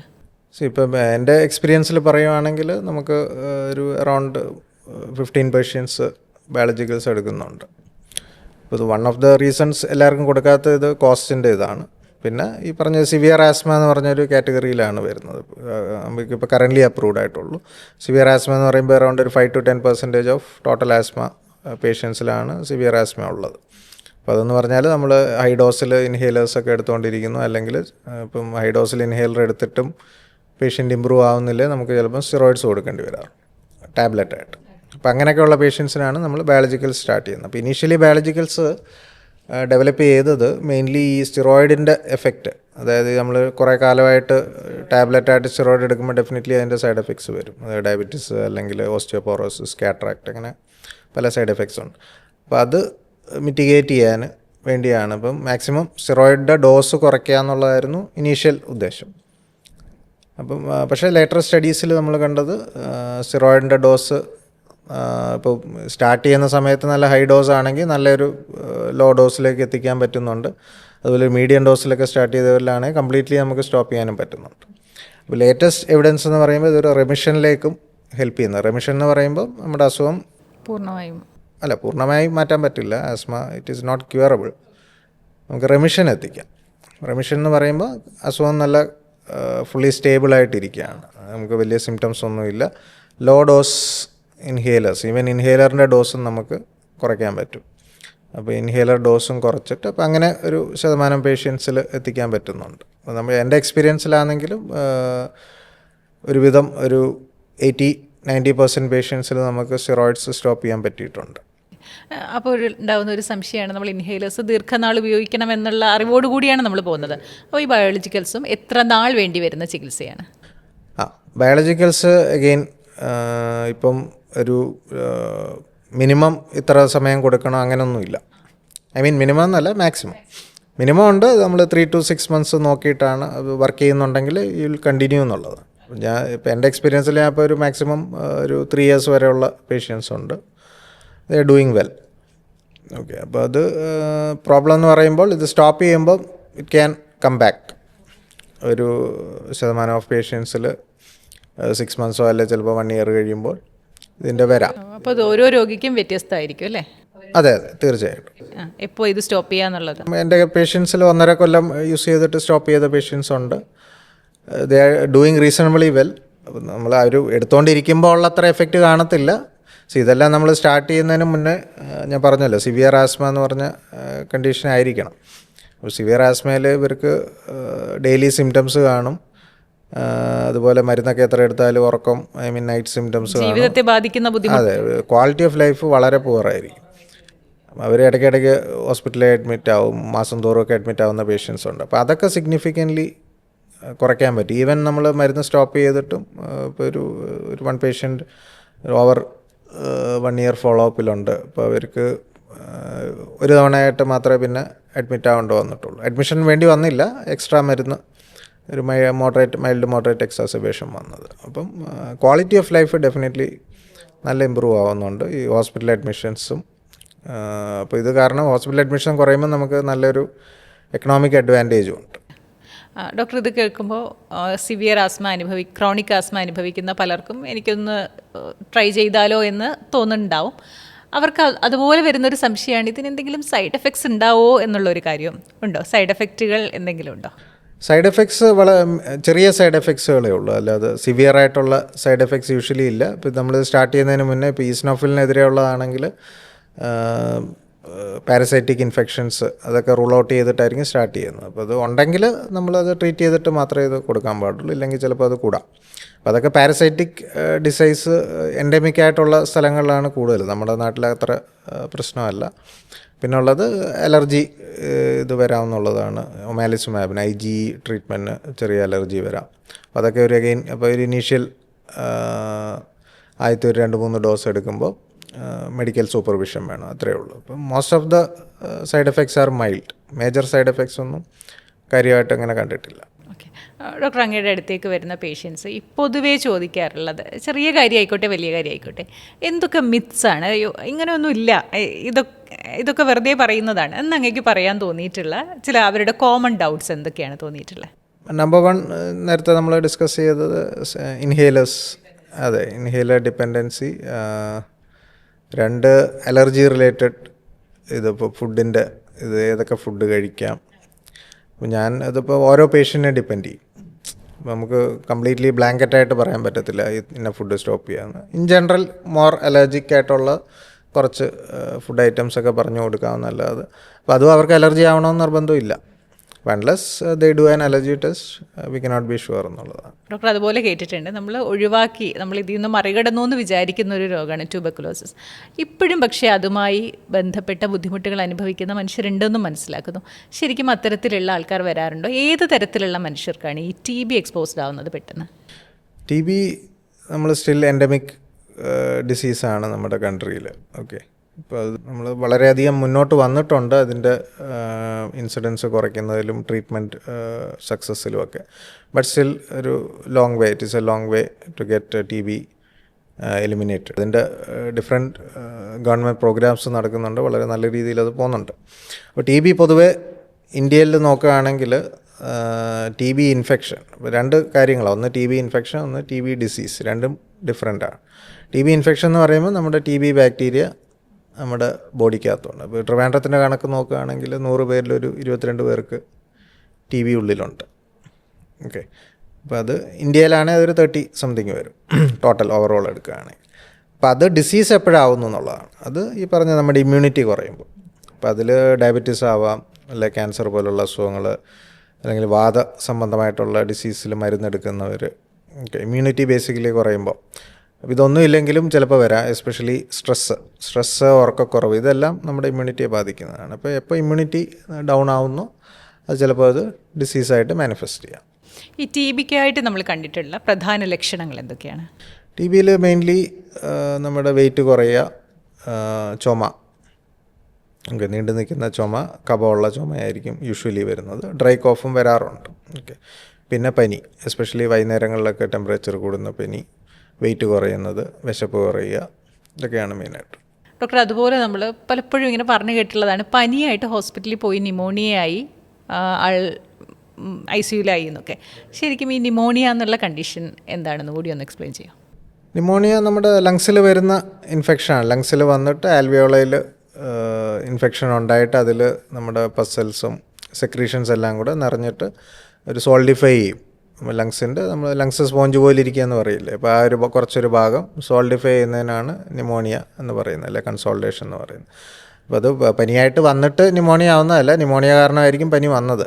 അതായത് പെട്ടെന്നൊരു രോഗം വന്നത് ന്യൂമോണിയയിലേക്ക് മാറുകയാണോ, നമ്മൾ ട്രീറ്റ് ചെയ്യാതെ വെച്ച് അത് ന്യൂമോണിയ ആവുകയാണോ ചെയ്യുന്നത്? അല്ല, യൂഷ്വലി ഇത് സ്റ്റാർട്ട് ചെയ്യുന്നത് ഒരു മൈൽഡ് ഇൻഫെക്ഷനായിട്ടായിരിക്കും. ഡയറക്റ്റ്ലി അഗെയിൻ ഇൻഫെക്ഷൻ പ്രോഗ്രസ് ചെയ്യുമ്പോഴാണ് അത് ന്യൂമോണിയയിലോട്ട് പോകുന്നത്. അത് നമ്മുടെ ഹോസ്റ്റ് ഫാക്ടേഴ്സിനെ ഡിപ്പെൻഡ് ചെയ്യും. ഇപ്പോൾ പേഷ്യൻ്റെ ഇമ്മ്യൂണിറ്റി, അല്ല ജനറൽ കണ്ടീഷൻ, വളരെ തിൻ ഫ്രെയിലായിട്ടൊക്കെ ഉള്ളവരാണെങ്കിൽ റിസ്ക് ഓഫ് ന്യൂമോണിയ കാണും. ഏജ് ഡിപ്പെൻഡ് ചെയ്യും. ഇപ്പോൾ എല്ലാവരിലും വരുന്ന ഈ പറഞ്ഞ വൈറൽ അല്ലെങ്കിൽ ബാക്ടീരിയൽ ഇൻഫെക്ഷൻ ന്യൂമോണിയയിലോട്ട് പോവില്ല. ഓക്കെ, അതുപോലെ മറ്റൊരു കാര്യമാണ് ലങ് ക്യാൻസർ. എന്തൊക്കെയാണ് ശരീരം ലങ് ക്യാൻസറിന് കാണിക്കുന്ന ലക്ഷണങ്ങൾ? അതിപ്പോഴും കോമൺ ആണോ? അങ്ങയുടെ അടുത്തേക്ക് ആൾക്കാർ വരാറുണ്ടോ എന്ന്? തീർച്ചയായും. ലങ് ക്യാൻസർ എൻ്റെ ഒരു പ്രോബ്ലം എന്ന് പറഞ്ഞാൽ അതൊരു ലേറ്റ്ലി ഡിറ്റക്റ്റഡ് ആണ്. എസ്പെഷ്യലി നമ്മുടെ കൺട്രിയിൽ യൂഷ്വലി ഡയഗ്നോസ് ആവുന്നതിൽ മെജോറിറ്റി ഒരു സ്റ്റേജ് 3 അല്ലെ സ്റ്റേജ് 4 ആണ്. ഓക്കെ, സ്റ്റേജ് 1 ഉം 2 ഒക്കെ ആണെങ്കിൽ അതിന് നല്ല ഔട്ട്കം ഉള്ള ഒരു ഡിസീസാണ്. പക്ഷേ യൂഷ്വലി കമ്പാരിറ്റീവ്ലി മറ്റ് ക്യാൻസറുമായിട്ട് കമ്പയർ ചെയ്യുമ്പോൾ മോർട്ടാലിറ്റി, അതായത് മരണനിരക്ക് കുറച്ച് കൂടുതലാണ്. ഇന്ത്യയിലെ ഒരു കണക്ക് നോക്കുകയാണെങ്കിൽ അറൗണ്ട് ഒരു ഇയർലി ഒരു 70,000-80,000 ന്യൂ കേസസ് ഉണ്ട്. അതിൽ തന്നെ ഒരു ടോട്ടൽ ഒരു ക്യാൻസർ ഡെത്ത് റേറ്റ്സ് നോക്കുകയാണെങ്കിൽ ഒരു അറൗണ്ട് 10-12% ലങ് ക്യാൻസറിൻ്റെയാണ്. ഓക്കെ, അപ്പം ഇത് ഞാൻ നേരത്തെ പറഞ്ഞല്ലോ, ഇതിൻ്റെ ലേറ്റ് ഡിറ്റക്ഷൻ്റെ കാരണം ഇതിന് സിംറ്റംസ് ഇനീഷ്യലി കാണിക്കുന്നില്ല എന്നുള്ളതാണ്. ഇപ്പം ഇത് നമുക്ക് ഈ ബ്രസ്റ്റ് ക്യാൻസറൊക്കെ ആണെങ്കിൽ നമ്മൾ ബ്രസ്റ്റ് കുളിക്കുമ്പോൾ ഒക്കെ ചെക്ക് ചെയ്യുമ്പോൾ മുഴ കാണാൻ പറ്റും. അപ്പോൾ ലങ് ക്യാൻസറിൽ ഏർലി ഡിറ്റക്ഷൻ വരുന്നത് യൂഷ്വലി നമ്മൾ വേറെ എന്തെങ്കിലും ആവശ്യത്തിന് എക്സ്റേ എടുക്കുമ്പോഴോ അല്ലെങ്കിൽ CT എടുക്കുമ്പോൾ കാണുന്ന മുഴകളിലാണ് ഏർലി ഡിറ്റക്ഷൻ യൂഷ്വലി വരുന്നത്. അല്ലാതെ ഇപ്പോൾ സിംറ്റംസ് തുടങ്ങുമ്പോൾ ഇതിനകത്ത് പ്രധാനമായിട്ട് വരുന്നത് ഇതുപോലെ ചുമ, കഫത്തിൽ രക്തം കാണുക, വെയിറ്റ് കുറയുക, പനി വരാം, ഓക്കെ, വിശപ്പില്ലായ്മ, പിന്നെ ചിലർക്ക് ശ്വാസം മുട്ട്, ചെസ്റ്റ് പെയിനും വരാം. ഇതൊക്കെയാണ് കോമൺ ആയിട്ടുള്ള ലക്ഷണങ്ങൾ. നീണ്ടു നിൽക്കുന്ന ചുമയൊക്കെ ഉണ്ടെങ്കിൽ അതൊന്ന് റൂൾ ഔട്ട് ചെയ്യണം. എസ്പെഷ്യലി ഒരു സ്മോക്കിംഗ് ഹിസ്റ്ററിയൊക്കെ ഉണ്ടെങ്കിൽ, 50 വയസ്സ് കഴിഞ്ഞവരാണെങ്കിൽ ശരിക്കും ലങ് ക്യാൻസർ സ്ക്രീനിങ് പ്രോഗ്രാമുണ്ട്. ഇന്ത്യയിൽ അത്ര കോമൺ അല്ല, but it is coming up. അപ്പോൾ അത് ഈ പറഞ്ഞ പോലെ 50 ഇയേഴ്സൊക്കെ കഴിഞ്ഞവർ ഒരു അത്യാവശ്യം നേരത്തെ സ്മോക്ക് ചെയ്തിരുന്നവരാണെങ്കിൽ അവർക്കൊരു low dose CT annually yearly എടുത്ത് നോക്കുന്ന ഒരു പ്രോസസ്സാണ് ലങ് ക്യാൻസർ സ്ക്രീനിങ്. ഒരു ഏർലി ഡിറ്റക്ഷനെ ഹെൽപ്പ് ചെയ്യും. ഓക്കെ, ഇതിന് ഈ സ്ത്രീക്കാണോ പുരുഷനാണോ കൂടുതൽ വരിക, അങ്ങനെ ഒരു കണക്കുണ്ടോ? പുരുഷനിലാണ് കൂടുതൽ, ബട്ട് ഓവർ ദ ഒരു ലാസ്റ്റ് 10 ഇയേഴ്സ് നോക്കുകയാണെങ്കിൽ സ്ത്രീകളിൽ ഇൻസിഡൻസ് കൂടി വരികയാണ്. എസ്പെഷ്യലി ഇന്ത്യയിൽ ഒരു നോൺ സ്മോക്കിംഗ് ക്യാൻസേഴ്സ് കൂടി വരുന്നുണ്ട്. അപ്പോൾ അതിൽ എയർ പൊല്യൂഷനും ബയോമാസ് ഫ്യൂവൽ എക്സ്പോഷർ, അതായത് നമ്മുടെ ഈ തടി ഉപയോഗിച്ചോ അല്ലെങ്കിൽ കൗഡങ്ങൊക്കെ യൂസ് ചെയ്ത് കുക്ക് ചെയ്യുന്നവരിൽ, അപ്പോൾ അങ്ങനെയൊക്കെ ഉള്ളവരിൽ അത് കൂടി വരുന്നുണ്ട്. ഡോക്ടർ, അതുപോലെ നമ്മൾ അടുത്തിടെ ഒരു കേസ് കണ്ടിരുന്നതാണ്. പെട്ടെന്ന് ഒരാൾക്ക് വല്ലാത്ത ശ്വാസം മുട്ടൽ അനുഭവപ്പെടുന്നു. പെട്ടെന്ന് അയാളെ നെബുലൈസ് ചെയ്തു, എന്നിട്ട് മെഡിക്കൽ കോളേജിലേക്ക് ആംബുലൻസിൽ കയറ്റി വിട്ടു. ഓക്സിജൻ അവൈലബിൾ ആയ ആംബുലൻസ് തന്നെയാണ്, എന്നിട്ടും ആൾ മരണപ്പെട്ടു. അപ്പോൾ നമുക്ക് തന്നെ തോന്നുന്നതാണ്, അയ്യോ ഇതൊരു ആസ്മ ആയിരിക്കുമോ? അങ്ങ് ഒരു വല്ലാത്തൊരു ശ്വാസം മുട്ടൽ മാത്രമാണ് നമുക്ക് കാണാൻ പറ്റുന്നത്. എല്ലാ വീസിങ്ങും ശരിക്കും ആസ്മ തന്നെയാണോ, അല്ലാതെ മറ്റേതെങ്കിലും കണ്ടീഷനിൽ ഈ ഇത്തരം ശ്വാസം മുട്ടൽ അല്ലെങ്കിൽ ശ്വാസതടസ്സം അനുഭവപ്പെടാറുണ്ടോ? All wheezes are not asthma. അത് നമ്മൾ ക്ലാസിക്കലി മെഡിക്കൽ നമ്മൾ പഠിച്ചുകൊണ്ടൊക്കെ ഇരിക്കുമ്പോൾ നമ്മൾ ടീച്ചേഴ്സൊക്കെ പറയുന്ന ഒരു വേർഡാണ്, ഫ്രേസാണ്. All wheezes are not asthma. അപ്പോൾ ഈ പറഞ്ഞ കേസിൽ പ്രോബബ്ലി ഇത്ര പെട്ടെന്നൊരു ഡെത്തൊക്കെ ഉണ്ടാവണമെങ്കിൽ probably it is a cardiac cause. Heart, അപ്പോൾ ഒരു കാർഡിയാക് ആസ്മ എന്ന് പറഞ്ഞ കണ്ടീഷനുണ്ട്. എന്നുവെച്ചാൽ ഹാർട്ട് ഫെയിലിയർ വന്നിട്ട് അറ്റാക്കൊക്കെ വന്ന് പെട്ടെന്ന് ഹാർട്ട് ഫെയിലിയർ വരും. അപ്പം ഹാർട്ടിൻ്റെ കൺട്രാക്ടിലിറ്റി കുറയും, എന്നുവെച്ചാൽ പമ്പിങ് കുറയും. അപ്പോൾ പമ്പിങ് കുറയുമ്പോൾ നമ്മുടെ ഫ്ലൂയിഡ്സ് ലങ്സിനകത്തോട്ട് കയറും. പിന്നെ പൾമറി എഡിമ എന്ന് തന്നെ പറയുന്നത്. അപ്പോൾ അതിനകത്തും ഈ പറഞ്ഞ പോലെ വീസിങ് വരാം. Okay, that's number 1. പിന്നുള്ളത് നമ്മുടെ ഈ പറഞ്ഞ ശ്വാസത്തിൻ്റെ കുഴലുകളിൽ എന്തെങ്കിലും തടസ്സം, ഈ ചെറിയ മുഴ ക്യാൻസറിൻ്റെ ഭാഗമായിട്ടോ അല്ലെങ്കിൽ എന്തെങ്കിലും ഫോറിൻ ബോഡി, കുട്ടികളിലൊക്കെയാണ് ഫോറിൻ ബോഡിയൊക്കെ പോയിട്ടുണ്ടെങ്കിലും വീസ് കേൾക്കാം. പിന്നെ ചില വാസ്കുലേറ്റിക് ഡിസോർഡേഴ്സ് ഉണ്ട്, EGP എന്നൊക്കെ പറഞ്ഞ്. അപ്പോൾ ഇതിനകത്തെല്ലാം വീസ് വരാം. അതുപോലെ വോക്കൽ കോഡിൻ്റെ ഡിസ്ഫങ്ഷൻ ഉണ്ട്. നമ്മൾ നോർമലി ശ്വാസം എടുക്കുമ്പോൾ വോക്കൽ കോഡ് തുറന്നിരിക്കും, ചിലർക്കത് അടയും. അപ്പോൾ അത് ചിലപ്പോൾ വീസ് ഉണ്ടാക്കാം. അപ്പോൾ ഇതെല്ലാം ഒരു causes of non asthmatic causes of Weiss ആണ്. പിന്നെ COPD ഉണ്ട് ഡെഫിനറ്റ്ലി, ബട്ട് അത് അഗെയിൻ എയർവേ ഡിസീസ് തന്നെയാണ്. ഡോക്ടർ, അതുപോലെ ഒരു സോഷ്യൽ അവയർനെസ്സിന് വേണ്ടി ചോദിക്കട്ടെ. നമ്മൾ ഈ കേട്ടിട്ടുണ്ട് നമുക്ക് ഒരു എയർ പാത്തും ഉണ്ട്, ഒരു ഫുഡ് പോകുന്ന പാത്തും ഉണ്ട്. ഈ കുട്ടികളൊക്കെ ഭക്ഷണം കഴിക്കുമ്പോൾ ചിലപ്പോൾ എയർവേയിലേക്ക് ഫുഡ് പോവുകയാണെങ്കിൽ അത് വളരെ ഡേഞ്ചർ ആയിട്ടുള്ളൊരു കണ്ടീഷനാണോ, കുട്ടികളുടെ ജീവൻ വരെ ആപത്താവാൻ പറ്റുന്ന ഒരു കണ്ടീഷനാണോ? അതെങ്ങനെയാണ് നമ്മൾ ടേക്ക് കെയർ ചെയ്യേണ്ടത്? അപ്പോൾ അത് ഈ പറഞ്ഞ പോലെ കുട്ടികളിലാണ് കൂടുതൽ വരെ, അല്ല എൽഡർലിയിലും വരാം. അപ്പോൾ ഒരു കഫ് റിഫ്ലെക്സിൽ വരുന്ന എൻ്റെ ഒരു കംപ്ലീറ്റ്ലി ഡെവലപ്പ് ആവാത്തതിൻ്റെ ഒരു ഇഷ്യൂ ആണത്. അപ്പോൾ അതിൽ ഡിപ്പെൻഡ് ചെയ്യും. ഇപ്പോൾ ലാർജർ ഫുഡ് പാർട്ടിക്കിൾസ് ഒക്കെയാണ്, ഇപ്പോൾ പീനട്ട്സ്, അപ്പോൾ ഫുഡ് തന്നെ ആവണമെന്നില്ല. അപ്പോൾ ഈ പേനയുടെ ക്യാപ്പ് അങ്ങനെ, അല്ലെ ബട്ടൺസ്, കോയിൻസ്, ഇതൊക്കെ ചിലപ്പം ലങ്സിനകത്തോട്ട് പോകാം. നമ്മൾ വിഴുങ്ങുന്നതിന് പകരം ഇത് രണ്ടും അടുത്തടുത്തായിരിക്കുന്നത്. നമ്മുടെ ഈ സ്വാലോയിങ് ഏരിയയും ബ്രീത്ത് ചെയ്യുന്നതിൻ്റെ രണ്ടിൻ്റെ ഓപ്പണിങ് ക്ലോസ്ലിയാണ് ഇരിക്കുന്നത്. അപ്പോൾ പറഞ്ഞാൽ അപ്പുറത്തോട്ട് ചാടിപ്പോവും.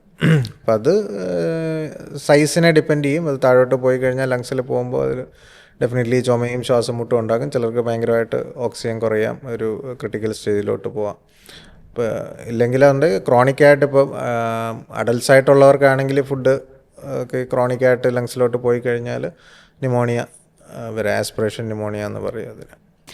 അപ്പോൾ ഡോക്ടർ, വൈൻഡപ്പ് ചെയ്യുന്നതിന് മുന്നേ ചോദിക്കട്ടെ, നമ്മളീ പറയാറുണ്ട് കൊറോണ വന്ന സമയത്ത് നമ്മളെല്ലാം മാസ്ക് ഉപയോഗിച്ചിരുന്നു, കൈയൊക്കെ എപ്പോഴും ഹാൻഡ് വാഷ് ചെയ്തിരുന്നു, അന്ന് ഈ ശ്വാസകോശ സംബന്ധമായ രോഗങ്ങളൊക്കെ വളരെ കുറഞ്ഞിരുന്നു എന്നും അതുപോലെ തന്നെയാണ് നമ്മൾ പിന്നെയും ജീവിക്കേണ്ടതെന്നൊക്കെ പറഞ്ഞു കേട്ടിട്ടുണ്ട്. അത് എത്ര ശരിയാണ്? നിങ്ങളുടെ ഒരു ലൈഫ് സ്റ്റൈലിൻ്റെ ഭാഗമായിട്ട് ലങ് നമുക്ക് ഹെൽത്തി ആയി വയ്ക്കാൻ എന്തൊക്കെ ചെയ്യാൻ പറ്റുമെന്ന് ഡോക്ടർക്ക് തോന്നുന്നു?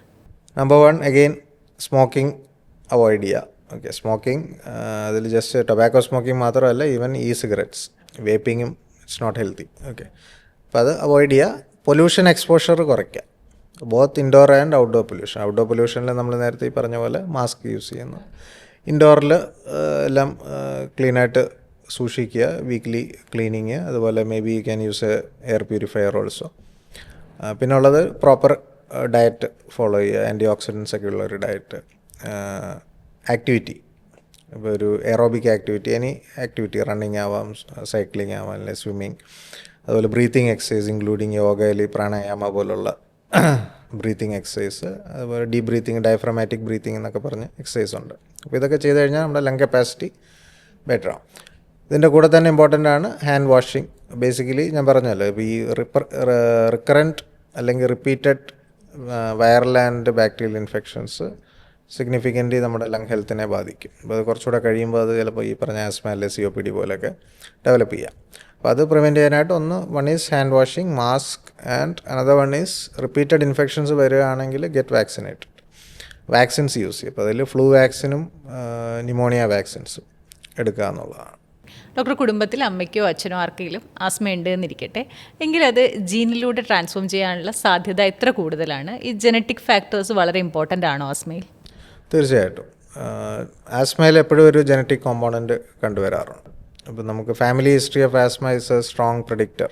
ഇത് നമ്മുടെ ഡിസീസ് ആസ്മയാണെന്ന് കാണിക്കുന്നത്. അപ്പോൾ അതിൽ ജസ്റ്റ് അമ്മയും അച്ഛനും തന്നെ ആവണമെന്നില്ല. ഫാമിലിയിലെ ലീനിയേജിൽ ആർക്കെങ്കിലും ആസ്മ ഉണ്ടെങ്കിൽ there is a risk of getting asthma in the future. അപ്പോൾ അഡൽട്ട് എസ്പെഷ്യലി നമ്മുടെ ചൈൽഡ്ഹുഡ് ഓൺസെറ്റിലൊക്കെ യങ്ങായിട്ടൊക്കെ ഇരിക്കുമ്പോൾ സ്റ്റാർട്ട് ചെയ്യുന്ന ആസ്മയ്ക്ക് കൂടുതൽ കോറിലേഷൻ ഉണ്ട് ഫാമിലി ഹിസ്റ്ററി ആയിട്ട്. അഡൽട്ട് ഓൺസെറ്റ് ആസ്മയിൽ കമ്പാരിറ്റീവ്ലി ലെസ് കോറിലേഷൻ ആണ്. ഓക്കെ, അപ്പോൾ ഡോക്ടർ നമുക്ക് വൈൻഡപ്പ് ചെയ്യാം. വളരെ ഇൻസൈറ്റ്ഫുൾ ആയിട്ടുള്ളൊരു ടോക്കായിരുന്നു. Thank you so much. Thank U.